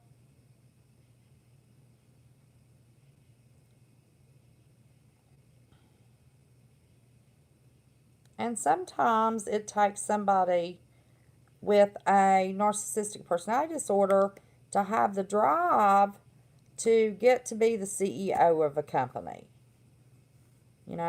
They think they have a lot to offer and they'll do what it takes to get in those positions and then there you are. Okay, you need 5 of these 9 in order to diagnose narcissistic personality disorder, which the basic features are that they have a pervasive pattern of grandiosity in fantasy or behavior, need for admiration. They need you to tell them how smart they are, how wonderful they are, how knowledgeable they are. Pat on the back, constant pat on the back. Man, those people wear you out. You constantly, oh, you're so smart, you're so great. Wear you out. Okay, number 1, has a grandiose sense of self-importance. Example, exaggerates achievements and talents, expects to be recognized as superior without commensurate achievements. So they can halfway do something or take a few steps up a ladder and they want constant praise. Little kids, it's like little kids. When you're teaching a child to potty or teaching a baby to walk or you're teaching them their alphabet or, and you go overboard with the praise. These are adults that want you to do that. Is preoccupied with fantasies of unlimited success, power, brilliance, beauty, or beauty or ideal love. Preoccupied with fantasies of unlimited success, power, brilliance, beauty, or ideal love. Okay. 3, believes that he or she is special and unique and can only be understood by or should associate with other special people, high status positions. Keeping up with the Joneses kind of people. People that live beyond their means. They gotta have the sports car, gotta have the house, gotta have the nice clothes. Debt stacked to the ceiling. because they have to play the part. They have to play the part of what's going on in their mind. Hollywood movie stars, they have to have, a few features of narcissistic personality disorder, or they couldn't do what they do. So we benefit, in a lot of ways. Okay, requires excessive admiration. Well, wear you out wanting that praise. Excuse me. And be pissed if you do not express the amount of praise that they think you need to express. Has a sense of entitlement. If they don't get the raise, they're going to quit and go to the other job. Or they don't like who they work with because, they're entitled. Entitled to have a better life. Entitled to have better friends. Entitled to have a beautiful spouse.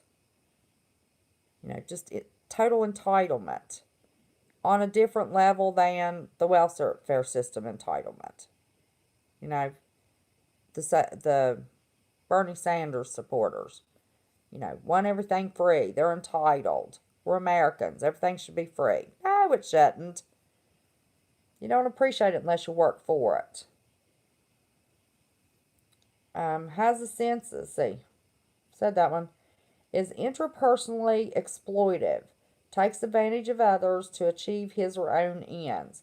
If you have somebody that you don't particularly trust, but all of a sudden they're nice to you, trust me when I tell you, those are people that they're only doing things that has an end to the means for their benefit. You might benefit for a short period of time, but the end gain is their benefit. Okay?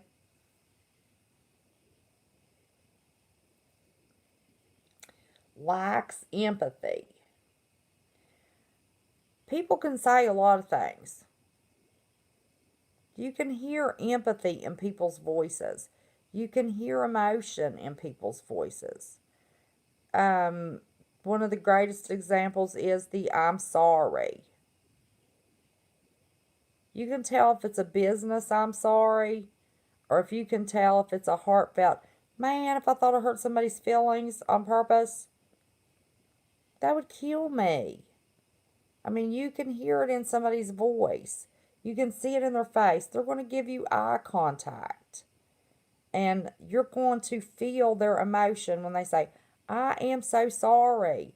Let me fix this. What can I do to fix this? Not, oh, I didn't realize. I'm sorry. Okay, let's move on. Or, I'm sorry. I didn't know I hurt your feelings, but you did this and this and this and this and this and this. And that's not true.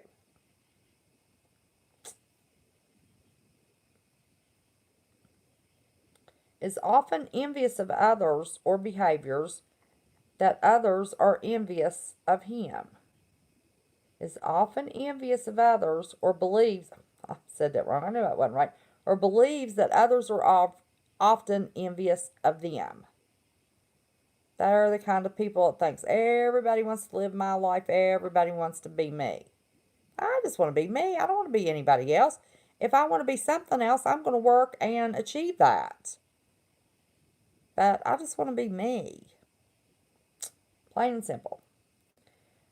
And last but not least, number 9, shows arrogant, haughty behaviors or attitudes. These are the husbands that believe they're a more attractive man than their spouse. That isn't easy to pass out compliments. Wants everybody to compliment them. These are women that think they're so hot that they deserve to have the $1,000, $200,000 closet full of everything because they're so beautiful and they're so special, and they always dress better than their kids. I always want my kids to be dressed better than me. People don't realize the way your husband dresses, your spouse dresses, is a direct reflection on you. Somewhere society's kind of lost that, little tidbit. But narcissists are extremely controlling. Extremely. They've got to keep everything under control in their world purposefully that makes them look better. Control freaks. Lack of empathy. You can hear the lack of empathy in their voice. If they think they're in trouble and something has negatively impacted them, they will apologize, but they don't mean a daggone word they're saying. You listen to apologies. When people apologize to you, there should never be a but.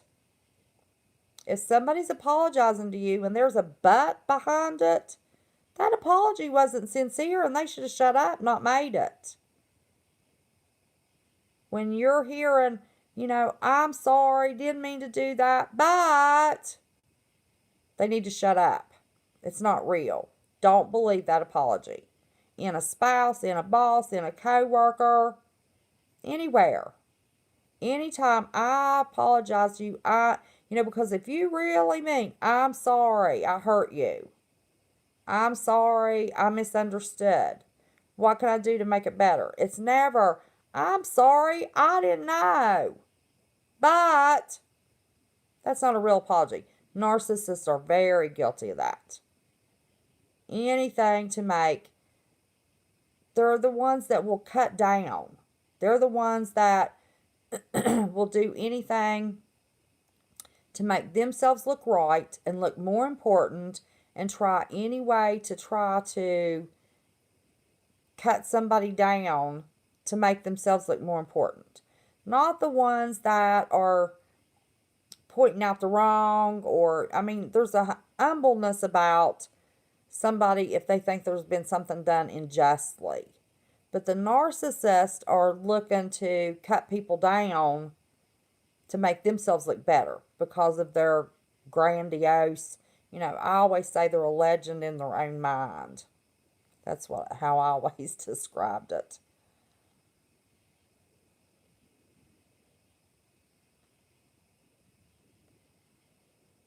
Weird is not a positive word.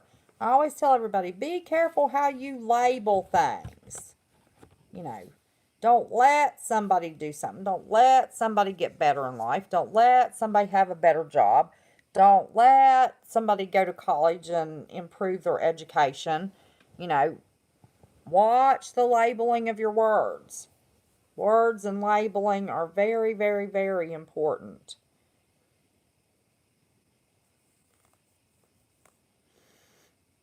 Hey, Jay Stone, did I speak to you? And Trucker? I don't know if I spoke to y'all. Yeah. They'll, do anything to cut you down. Anything that they find as a weakness. And man, narcissists are like daggone magnets of finding everybody's self-esteem weakness. And they will play on that to make you feel bad about yourself.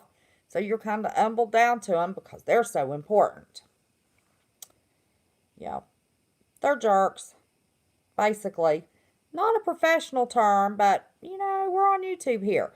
Trying to help you understand these personality disorders. They're pretty much the jerks that cut you down. Or lie to you. Try to make themselves look important and righteous. Oh my God. You want to talk about some narcissists? Look at our televangelist. There's you a good example of a narcissist. Or the ones that are basing everything. They're the perfect Christian. See that in church. See a lot of narcissists in church. We have narcissists on YouTube. They're the ones that know everything about this topic. Ain't nobody knows everything about topic.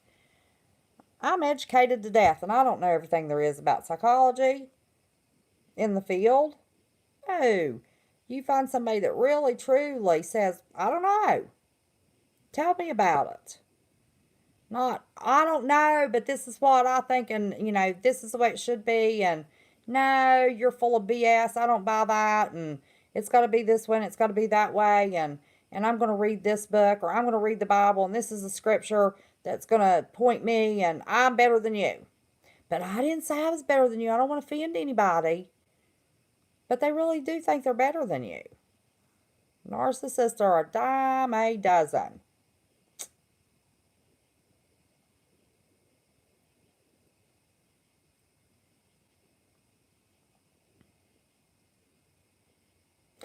I just now thought of something. And if anything, a narcissist is the one, let me tell you, I just had a thought. This is awful. But I'm going to be honest with you. I'll be honest with you. I'll tell you what I think. I'm real. Narcissists are the ones that will misunderstand what somebody says more often than not if it's not praise. Promise you, promise you, there is somebody that will watch this replay or's been in here tonight that will believe that my little education series tonight has a pointed meaning. I was calling out somebody that had a personality disorder. That's a narcissist.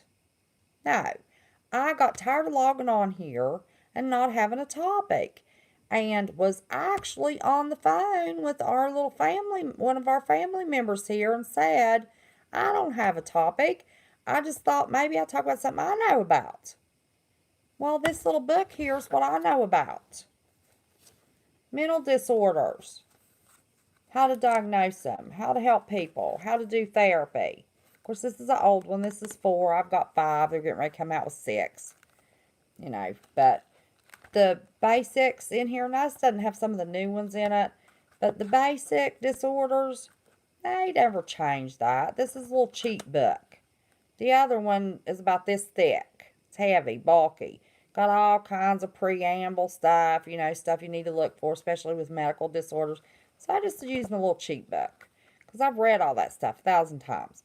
But you'll know a narcissist if somebody tomorrow says, I know West Virginia Prepared Mind did a series on personality disorders last night. She thinks we have personality disorder. Watch and wait and see. I just happen to think that. Oh my God. I picked a bad time to do this, didn't I? I swear, I was talking on the phone. I said, I don't have a topic. This is all I know about. I'm going to start throwing in a little bit of my knowledge because I have noticed lately that, I had somebody say something to me one day. You've got a master's degree?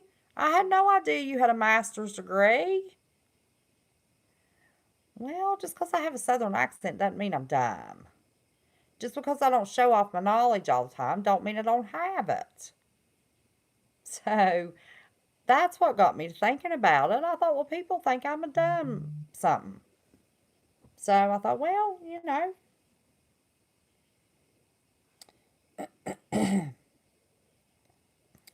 minute. Oops, that's not what I wanted.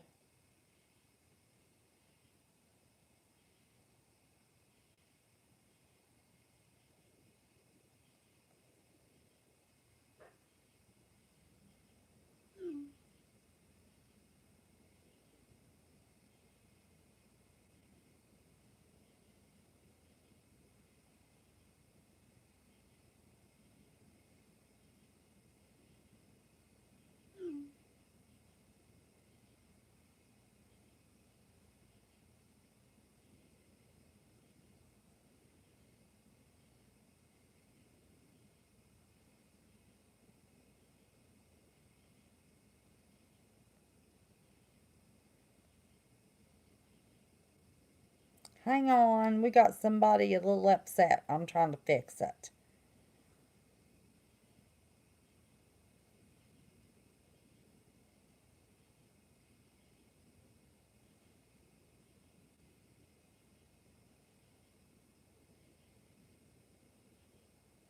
Jay, is she listening? Do you know if she's listening?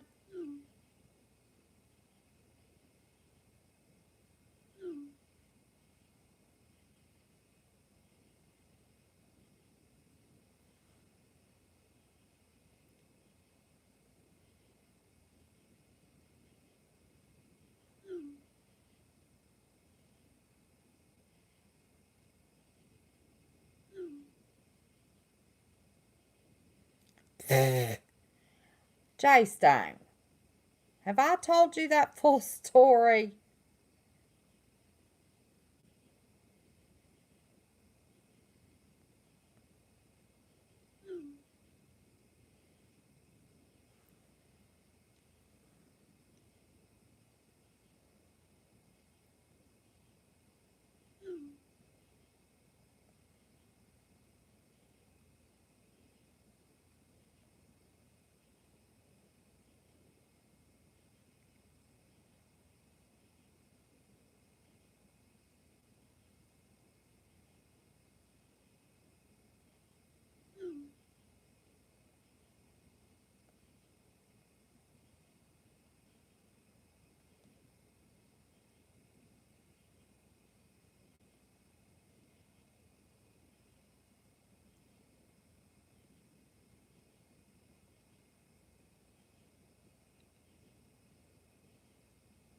Well, there's part of the answer.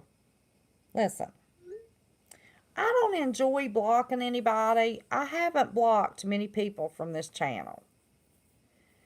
But when somebody sets in live and loves talking to the family members, but occasionally zings me and then has the audacity to go back through the live, having halfway listened to that live,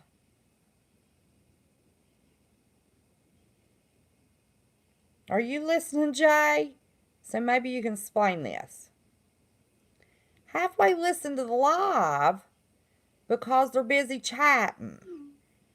And then we'll go back through the replay and skim through it and then put smart aleck comments underneath the video with a freaking timestamp without all of the information, and has been warned, don't timestamp my videos. If you've got something to say to me, you email me. Don't try to make me look bad because you think you're so smart in the comments below my videos. That's not being a part of this family. I have warned somebody about that. I have deleted comments to make a point. The last video I did Friday, that was a very, very important video to me. I spilled my heart out on that video. Spilled my heart. I told the truth. And I got time-stamped smarty remarks. And if you think my videos are boring with about 5 O's in it, then you don't need to be here. How's that for a truth bomb? And then whining because they're blocked. They'd been warned. Comments had been deleted. So, instead of calling somebody else whining about it, send me an email. I'll tell you.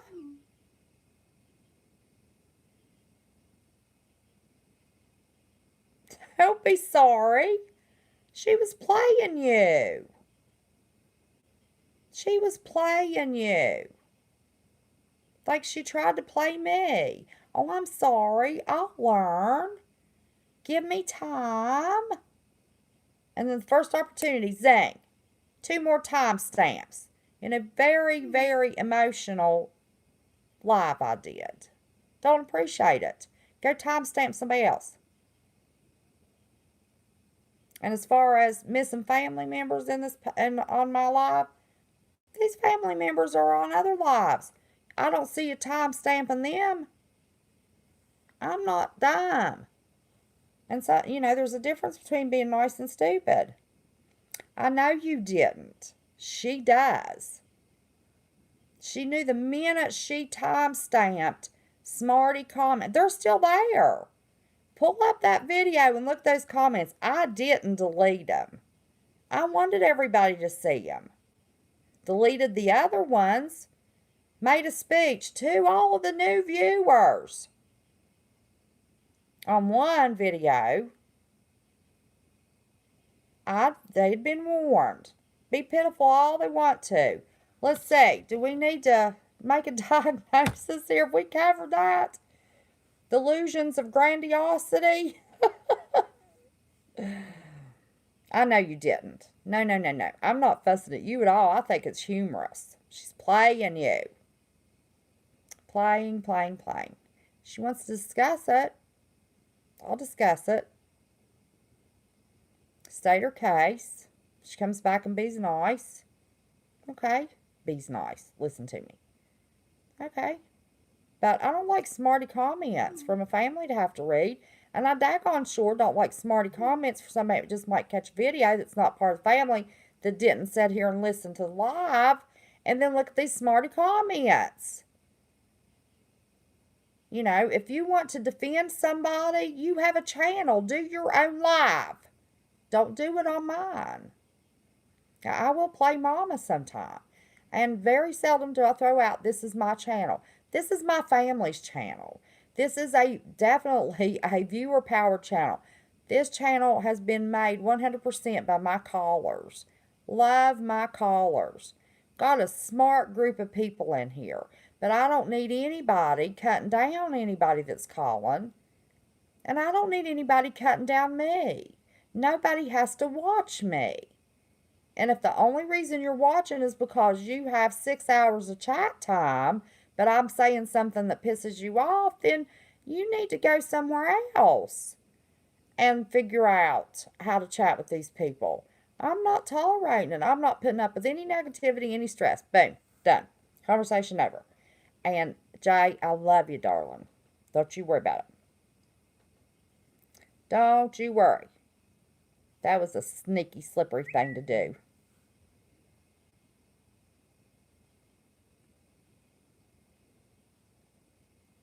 So just her with another name? I figured that would happen.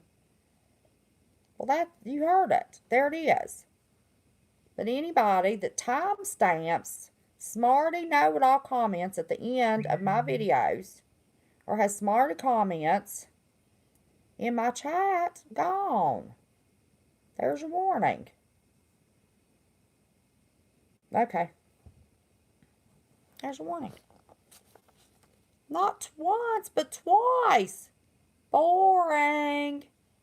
Well, you don't have to be here. And if you can't make that choice yourself, I made it for you.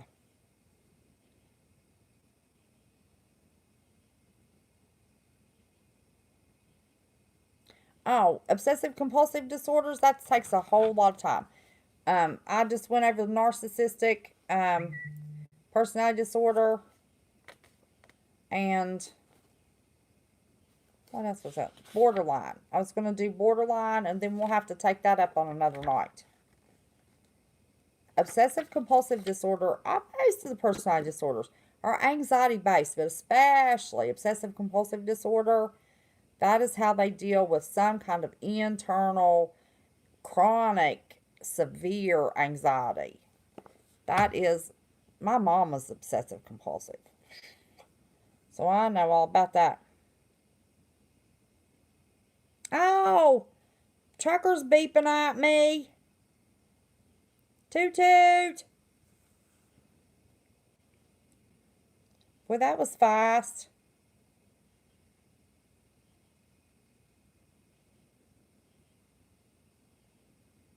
Okay, but we will do, I'm going to do a series of these. I decided, I've got topics. This is my topic of expertise. And I think, there's a lot to be offered for people, even if it's a disorder that we end up covering that you have. I don't think always therapists educate people on their disorders and help them define them and better understand them. So, and I've had several people, make comments to me, I have this, I have that, I have the next thing, so I want to help people understand. Right now, I want to help you understand how to cope with people around you that have personality disorders. Is kind of what I was getting at with this, Let me get back to chat. But we will go over OCD.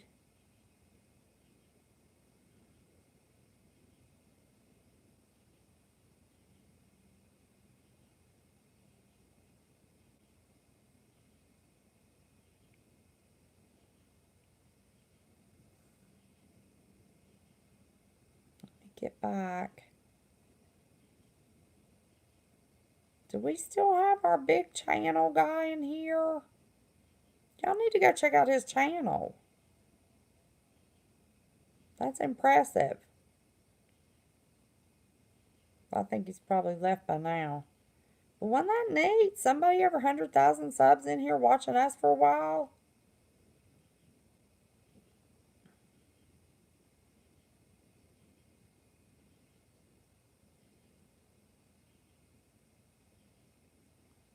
I think it's pretty cool.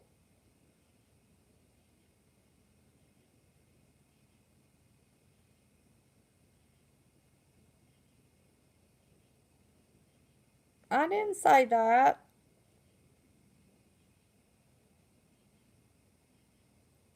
Now listen, y'all be nice.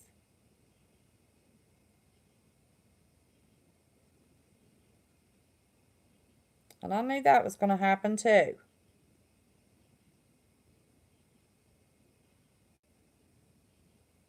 So I hope you heard that.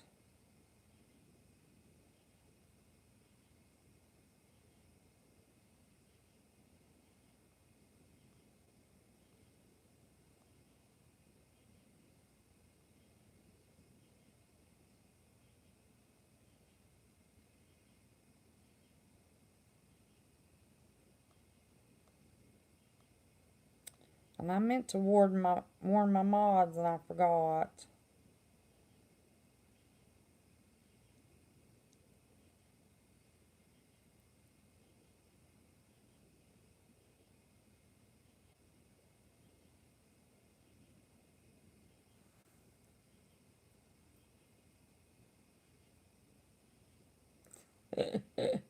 Oh my gosh, good.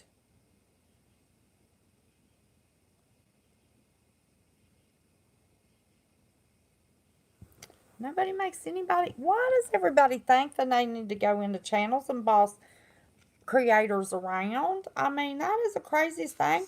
Nobody makes anybody be here. There's no reason to be rude to anybody in chat or me. I don't purposely try to be mean to people.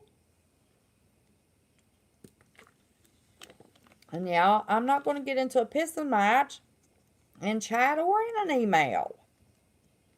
I'm not going to do it.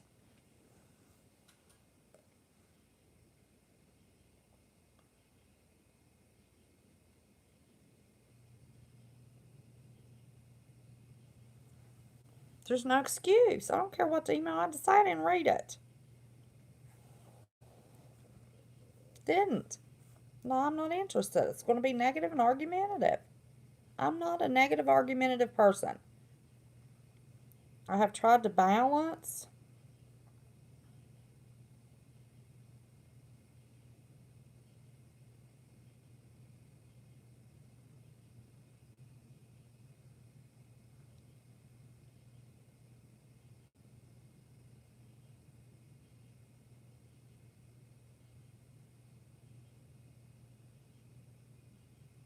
Well, thank you, Wait Till 7.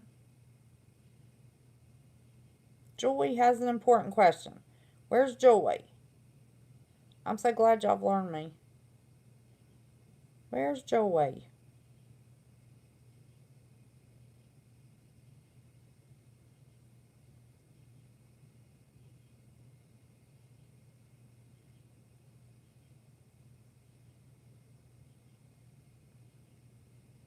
Let me find Joy.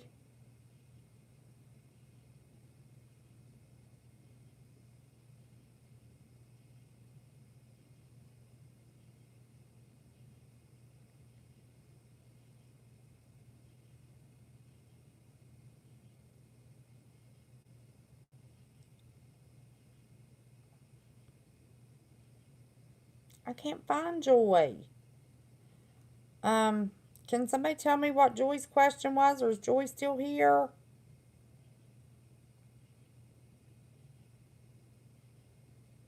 Heaven bound. Yes, darling, you get some sleep. We all need more sleep.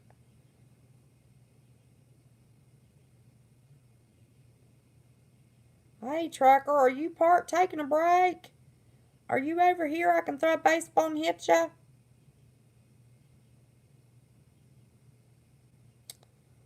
This channel. What about this channel?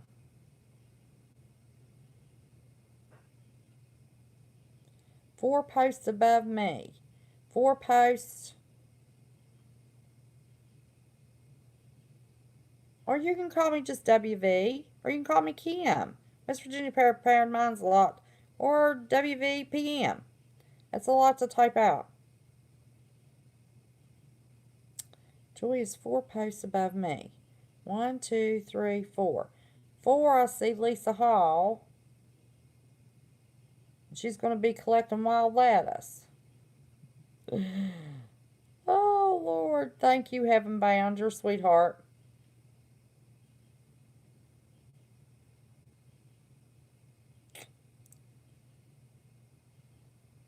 Joy. Okay, thank you, Brian. Okay, I see Joy. Wait a minute, Joy C. Hang on, there's one. Let me find the other one. Joy. Okay.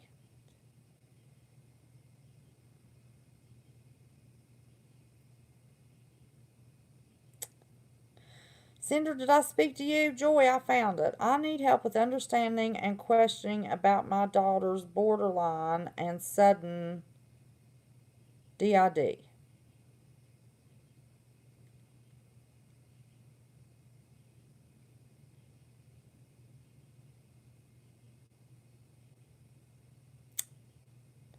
Well, Joy, since you're going to be so personal with it, if I tried to answer questions specifically about a person on this live, the American Psychiatric Association would consider that I am doing therapy.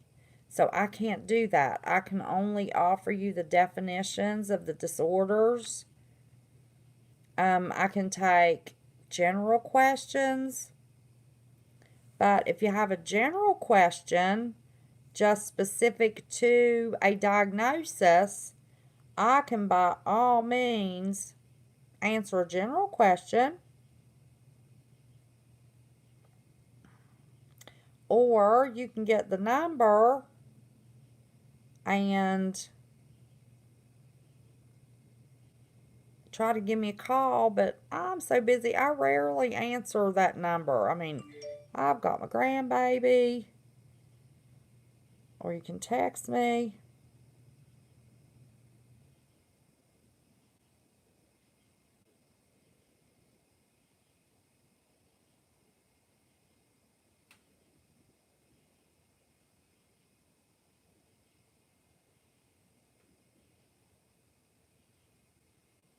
Okay, I will look, Becca.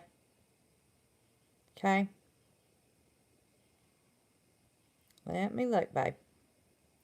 Thank you for letting me know. I'd rather somebody let me know than be upset.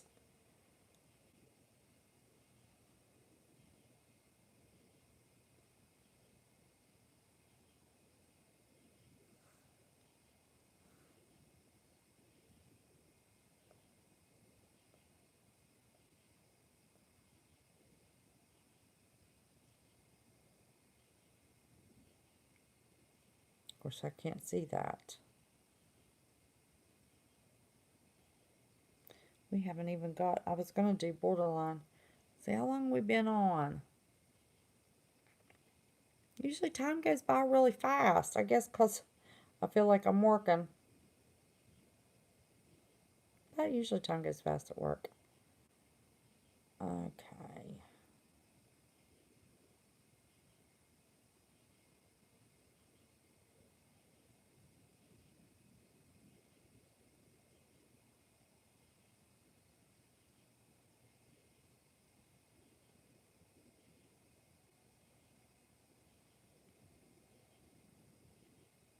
Oh, I didn't look to see.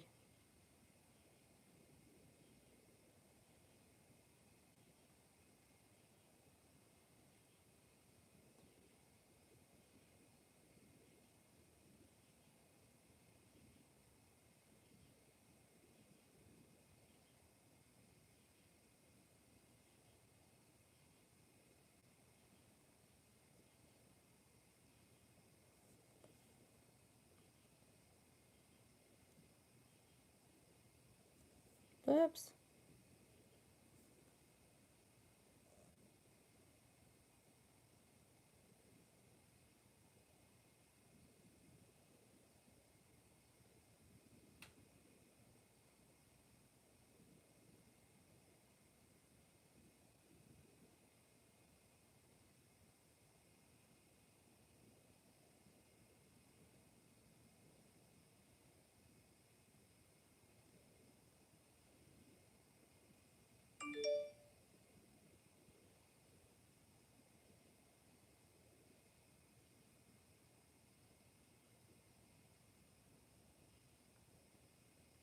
Okay. Alrighty.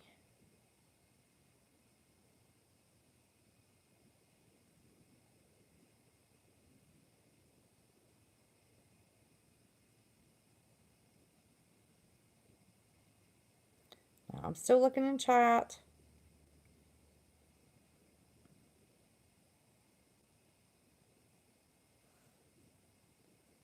Yes, Carrie. I see Carrie's comment. Yes, I will get to OCD, I promise. But that really is,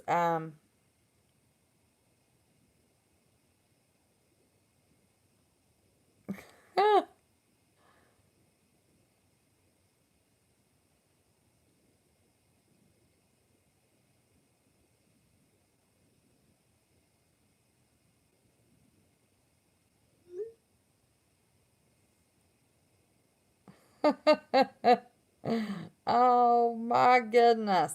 Let me tell you, it pays to have smart moderators, especially when I can't pay a lot of attention to chat.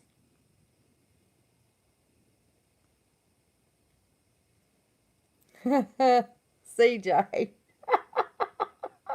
Oh my gosh.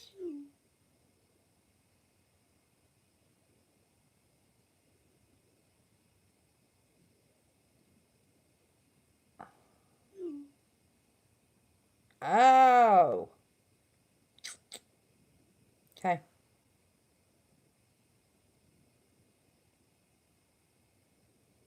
Alrighty. Alrighty. How about that? Do you know I don't have time to go make up 15 YouTube accounts to troll somebody, do y'all? I mean, not to the trolls, but to my main 40 people, my base that's growing, might be 45 or 50 now, but there's at least 7 stalkers, trolls, or whatever. But do y'all have time to go make a bunch of troll accounts? I heard that one person has 15 troll accounts. Could you imagine setting up 15 troll accounts?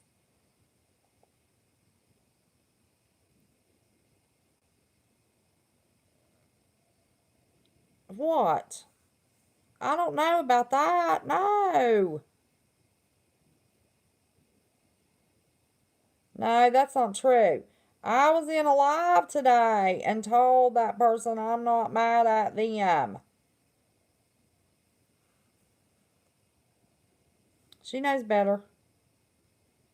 Listen, I got a mommy so many. I love everybody. I like being a mommy. I do. That part of being a mommy, you know.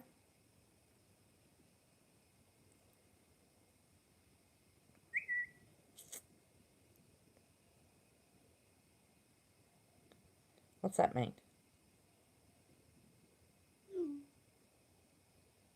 Yep. Oh my. My. Okay. I didn't know what that meant. Well, thank you, Whitetail. Oh, let me see. I think I've already read those. I got scrolled up somehow. Oh, no.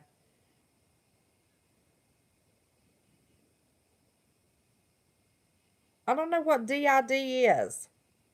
I never did do good with those. You got to tell me what it is.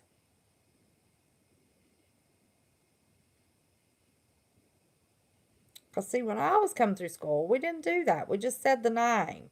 You know, side, I picked up on side. You know, the basic ones, but I don't know what DID is. Tell me what DID is.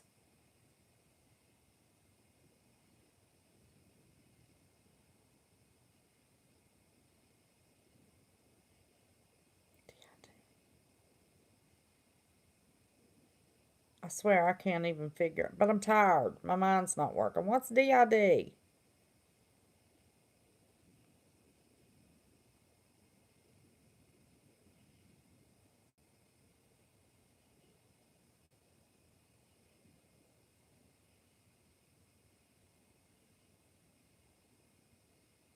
I know, 3% T-Rod. Could you imagine? I only have one. Oh, dissociative identity disorder. Oh my gosh. Sudden onset of dissociative identity disorder is caused from a trauma, a traumatic event. Yeah, I can tell you about that in 2 seconds. Brought on by a traumatic event if it's a sudden onset, which could be a wreck that scared them. It could be a rape. It could be a beating. It could be, trauma. It could be your house burning down and you losing all of your personal possessions. But it's brought on by trauma. Yep, yep. Does that help? So if you're not aware of what the trauma is, maybe she don't want you to know, but it's a trauma. Typically, it brings it on.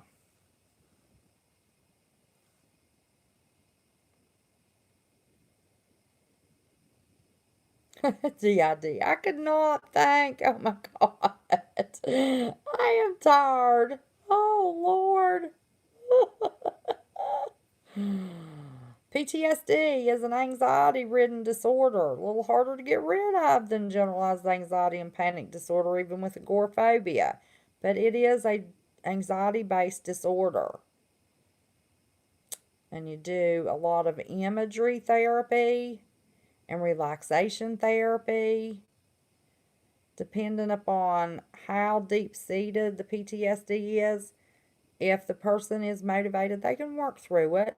We all get a little bit of PTSD. Let me tell you what, my sister and my son in those 2 wrecks, somebody tells me that somebody's in the STICU surgical trauma intensive care unit at one of our bigger hospitals.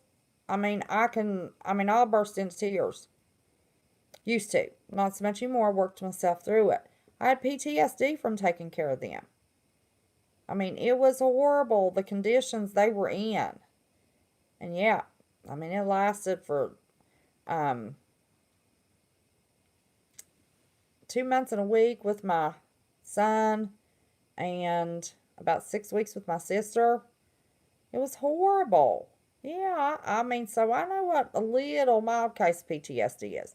It's any traumatic event that you have gone through that will trigger an anxiety event. Severe anxiety event. You'll have nightmares. Typically you hear about it with veterans. Anybody can have PTSD. Rape victims can have PTSD. I had PTSD from, the 2 wrecks that my sister and my son was in. You can get PTSD from, I don't even know what I said. Domestic violence that's gone on for a long time. You have a child that is born with, a heart defect and you've got to stay at the hospital and, yeah, you can get those symptoms. And anything that reminds you of that or a smell, how you can listen to a song that you danced to with your sweetheart in high school and it'll take you back to that. Anything can trigger our thoughts. Smells can trigger our thoughts. But it is an anxiety-based disorder. Yeah, earthquakes, any catastrophe that you're in causes it. Yep. It's tough.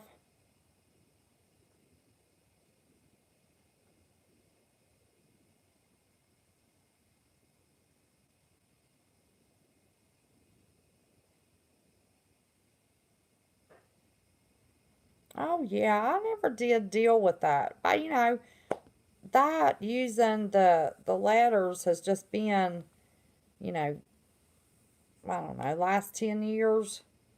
Well, 3 of those years I didn't even work in the field. Well, no, I wasn't diagnosing for longer than that. I didn't work in a position of diagnosing for about 13 years. So all of those acronyms and stuff came along while I was out of it. And I was like, what? They even started using letters for all of the books and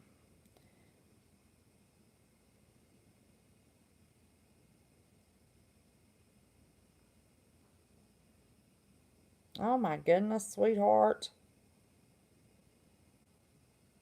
Yes, any huge event like that. A tsunami, a tornado, an earthquake. Yeah, anything that is more than your psyche will let you handle on an anxiety level. Let's see. We're almost at 2 hours, guys. We're going to have to get used to these 2 hours.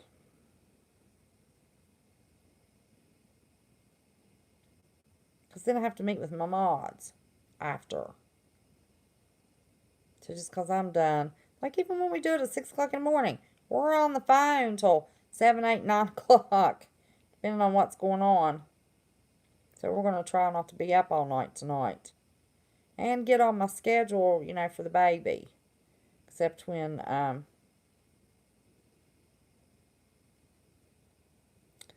it is so bizarre how a smell or a sign can, it'll trigger memory like crazy. Yep.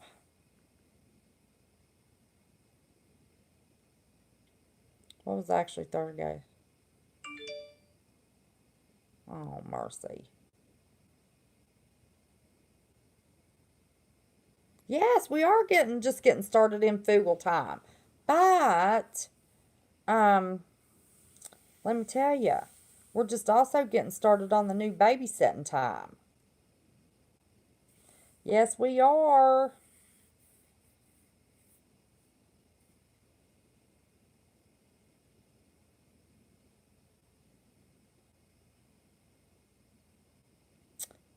Um, Joy, I don't recall blaming you as a parent.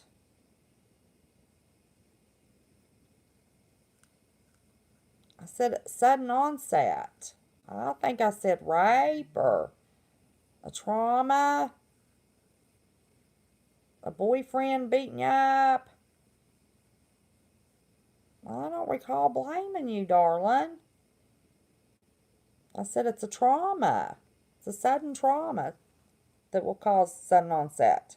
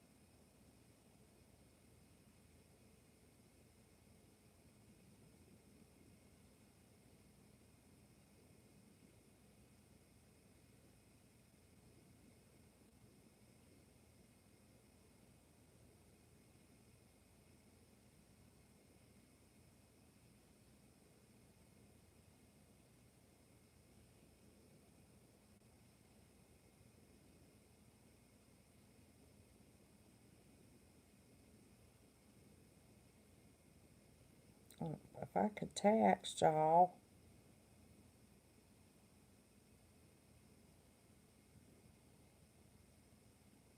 But Joy, I swear, honey, I wasn't blaming you. I don't know what I said that made you think I was blaming you. I was just talking about traumas. I don't know, how old's your daughter? I mean, it could be, a boy pushed a little girl down in school. I mean, it's a trauma to whatever age. I thought you were talking about an adult child. No, I wasn't blaming you, honey. Not at all. Not at all.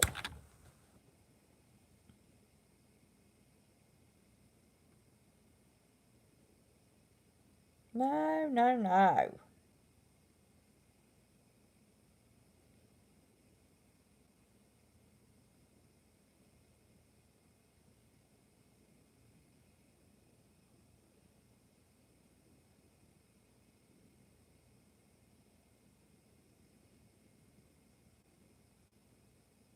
Oh my gosh, you know that is so common. I'm going to tell you what's the truth. Find a new therapist and report her or him or whatever it is. I do not tolerate in any way that kind of junk going on in the psychiatric field. Absolutely not. Absolutely not.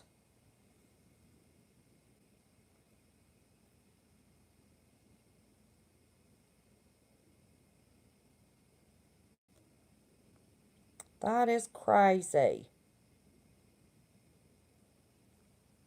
Yeah, it's what brings it on. It's trauma, anxiety. hmm Dissociative identity disorder, yeah. Yep, yep, yep. That's what they call multiple personality disorder now, or what they've defined, what they believe that is, even though they still use that term. I can turn my flashlight off now. 3:18 in the morning. Man, we're still early. Yep, we're right at 2 hours. Yep. Yeah, we're just starting our Fugle time. He'd just be coming on, wouldn't he?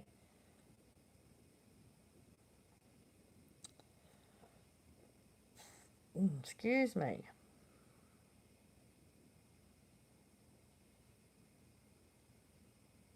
Do you now? Oh. Tucker, we're getting ready to end. Do you want to call in and give us a toot with your horn? Get you to stop thinking about that itchy finger?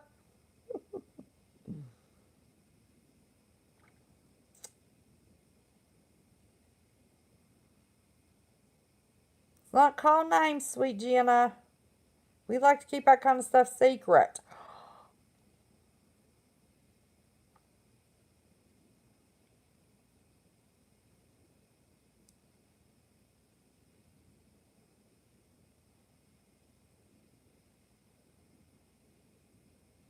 Do you know what? I'm going to tell y'all something.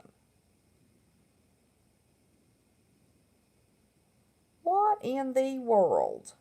I was looking at this. Since day one, I've had a troll. My very first live. Didn't even tell anybody it's going live. Just want to see how it worked. Wasn't expecting anybody to pop in.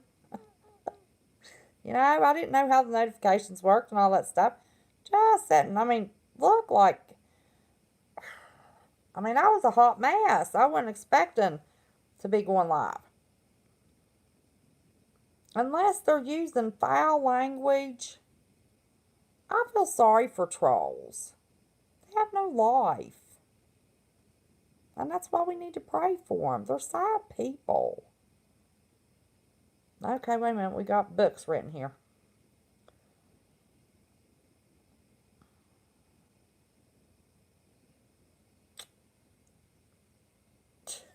Toilet bowls. How cute is that?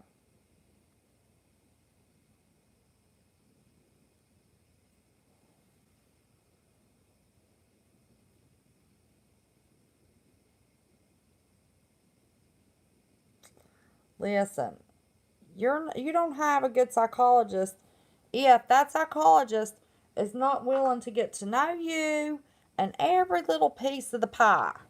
Every little. That reminds me, my son's got a cherry pie. I should have got a piece of that pie. Ooh, I got some ginger snap cookies. There we go. It's time for the show to end. It's time for a smoke. It's time to carry on. It's time to talk about food. I have ginger snap cookies from the Amish bakery. I didn't look in that bag. Did not look in that bag. Papa said today, make sure Puddin gets one of his ginger snap cookies. I said, there's ginger snap cookies in there? I said, yeah, me and him share. Of course I share them with my baby. He gets one for everyone I get. No, if you have a psychologist, yeah, I understood that. I got it. Diana, thanks. Yeah, I figured it out. But yeah, you've got a, and now I'm talking about somebody else's comment.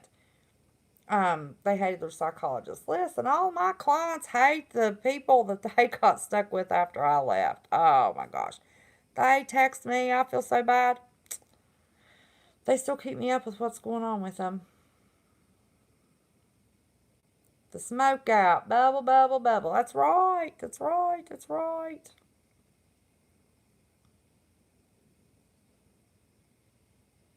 $14 at one time. Let me tell you, I am so glad that I don't have 4 animals in this house right now. You can't imagine.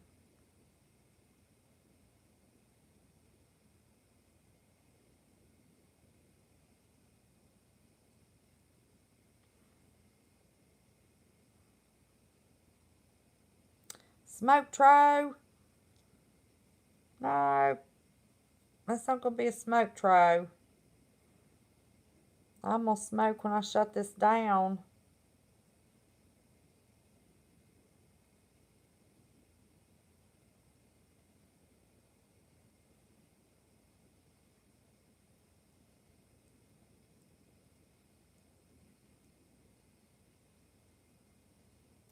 Yeah, I'm not smoking what y'all are smoking, y'all.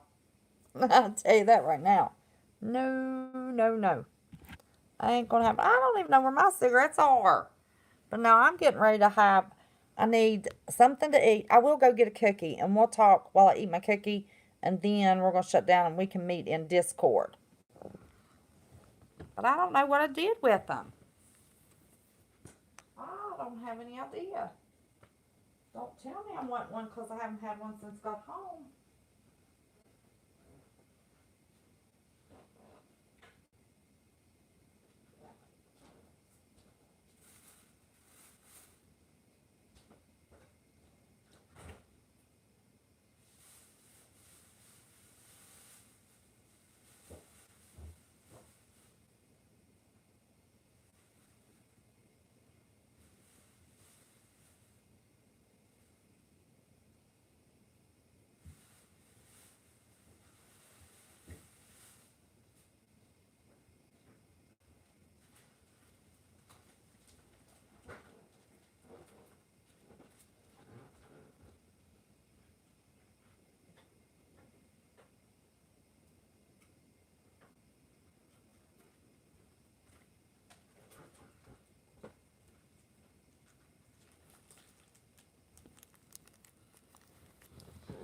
Looky here, man. I wish I could smell these babies.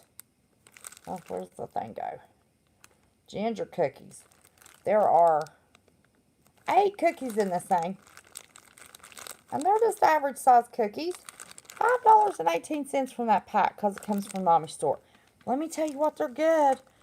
And I ain't going to complain because I don't pay for them. Yeah, I'd have had one of these babies last night, and then I almost forgot about it. I'm a little hungry. Did buy my cigarettes. Hid them from myself. Hid them, hid them, hid them. And I did not get that cookbook. I am hoping if I don't stay up all night till 9 o'clock in the morning, which I don't plan on doing, then I can get up tomorrow and go get my computer. And when I get that computer, I am going to get my cookbook. And I am going to give y'all that chocolate zucchini cake recipe. I haven't forgot. Because I know it sounds bad. You just peel the zucchini and dice it real small. I swear it don't taste anything like zucchini. I swear it don't. It is some good stuff. What did I do with my phone? I have walked off my phone. Oh, here it is. Oh, mercy. Let's see what's going on in chat.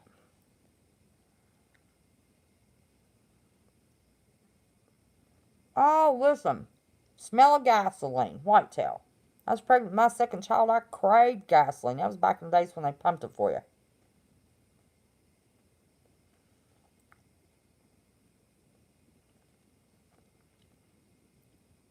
I'm sorry, Lahama. You come in on the end. We were talking about personality disorders.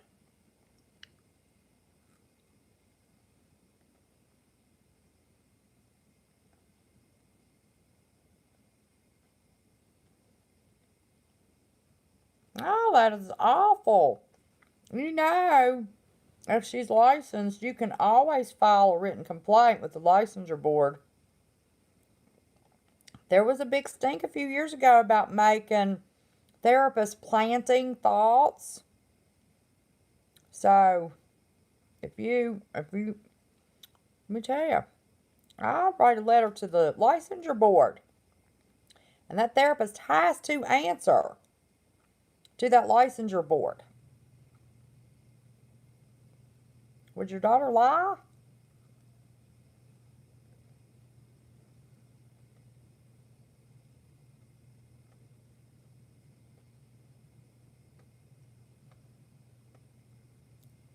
I mean, and the trauma might not be so plain. You might have to work them and figure it out. Everybody's tolerance of stress is different.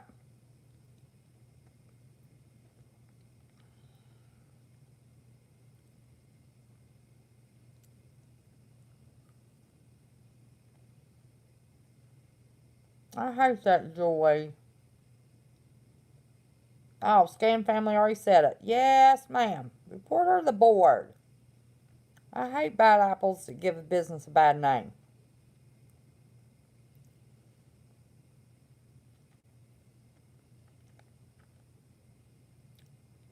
Yes, Paige, I did. I was trying to keep my cursor up where I could keep a hold of that guy that was being a troll, and I was trying to figure out how to mod somebody else. I'd modded CJ, I think. I was trying to figure out how to mod Kizzy.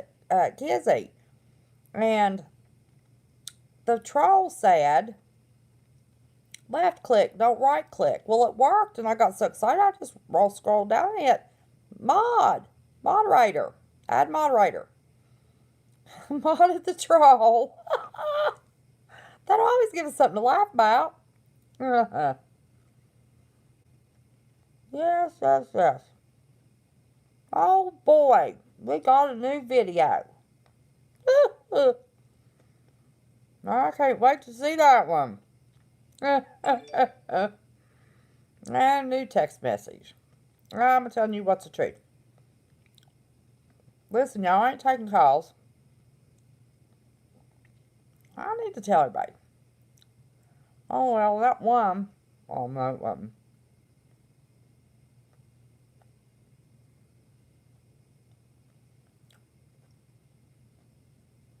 Yeah, I know. No. I got it. She was talking about that crazy person that convinced her daughter that her trauma was caused by the parents. She's 28. I got it. Yeah. Oh, I'm done scrolled forward. Oh, shoot. I'm sorry. What are you laughing about, CJ?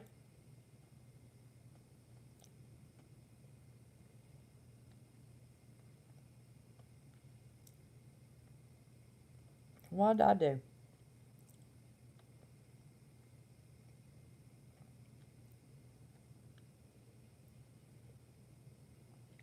Well, it could work. I don't know. I don't remember what color those lights were. That clinic was real successful. It's still open. About 40 minutes from me. I can't remember the name of it.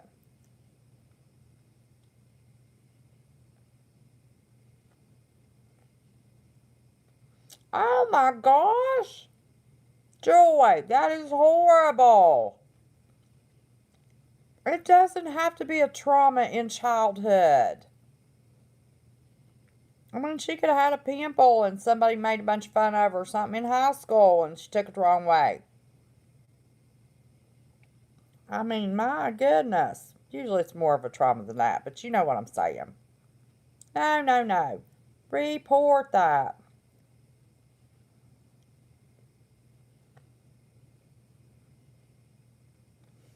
JP.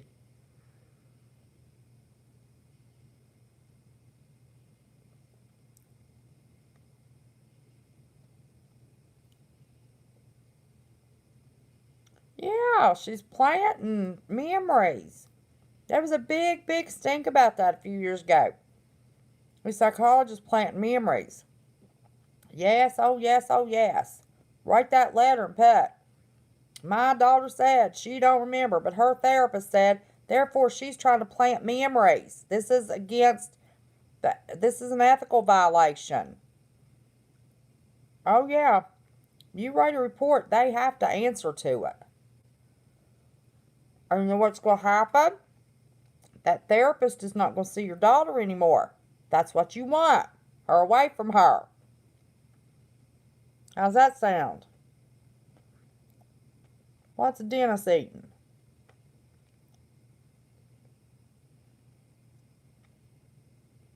Ice cream, coffee flavor, chocolate chunks, and caramel. Man, oh man, we are an eating bunch. Let's see in a year how much weight we've gained. So far, I haven't gained any, believe it or not.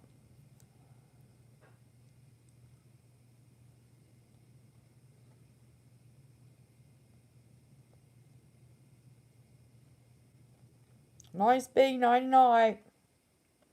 All right, y'all.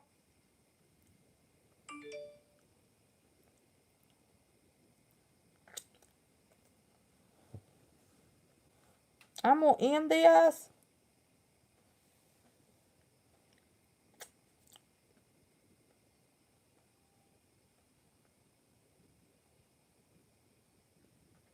And,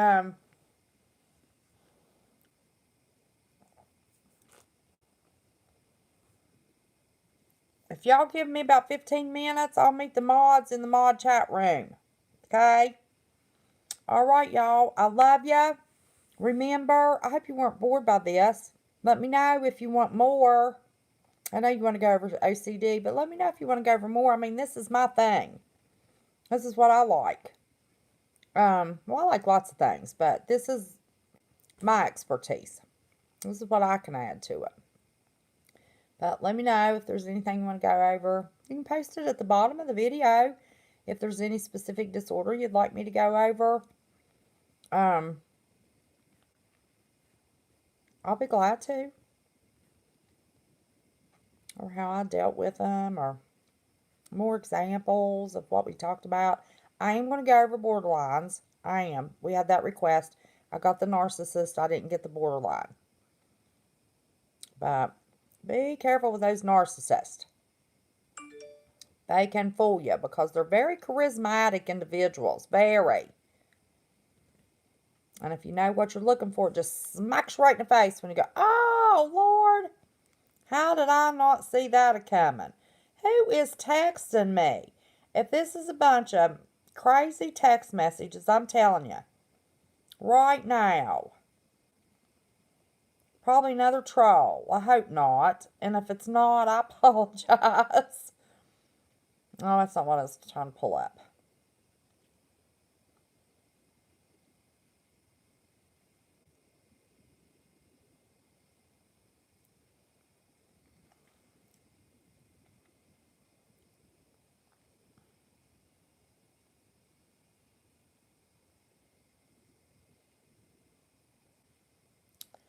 Now listen, I'm ending this live.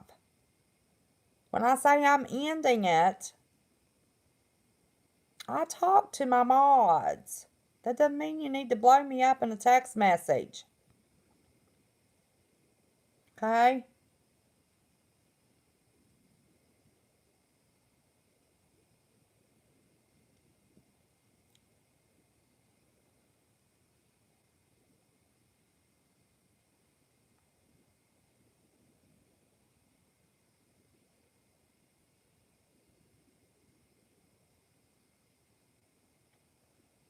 Oh, no, Dana. I'm just now seeing your messages. She's still here.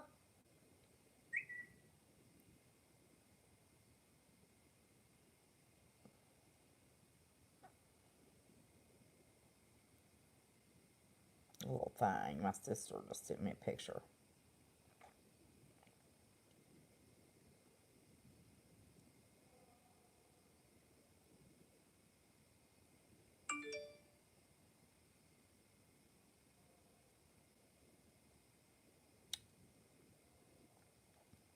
Okay. I'm ending this live because people don't seem to care that we're live. And they're going to blow me up. And we need to find out what's going on with somebody that's raising Cain. Of course, that happens when you block somebody. All right.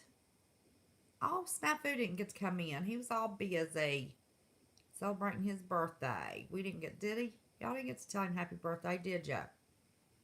Well, next time he comes in, be sure and tell him if it's tomorrow night. 3% report. Call me tomorrow. I was not ignoring you, I swear. I can't find. I saw that message come up on the top of my, notifications. I can't find where it went to save my soul. Yeah, birthday boy Snafu. Alrighty. I hope y'all have a blessed night. Be sure and say your prayers. And I will see y'all tomorrow night or tomorrow sometime. Not sure. Um,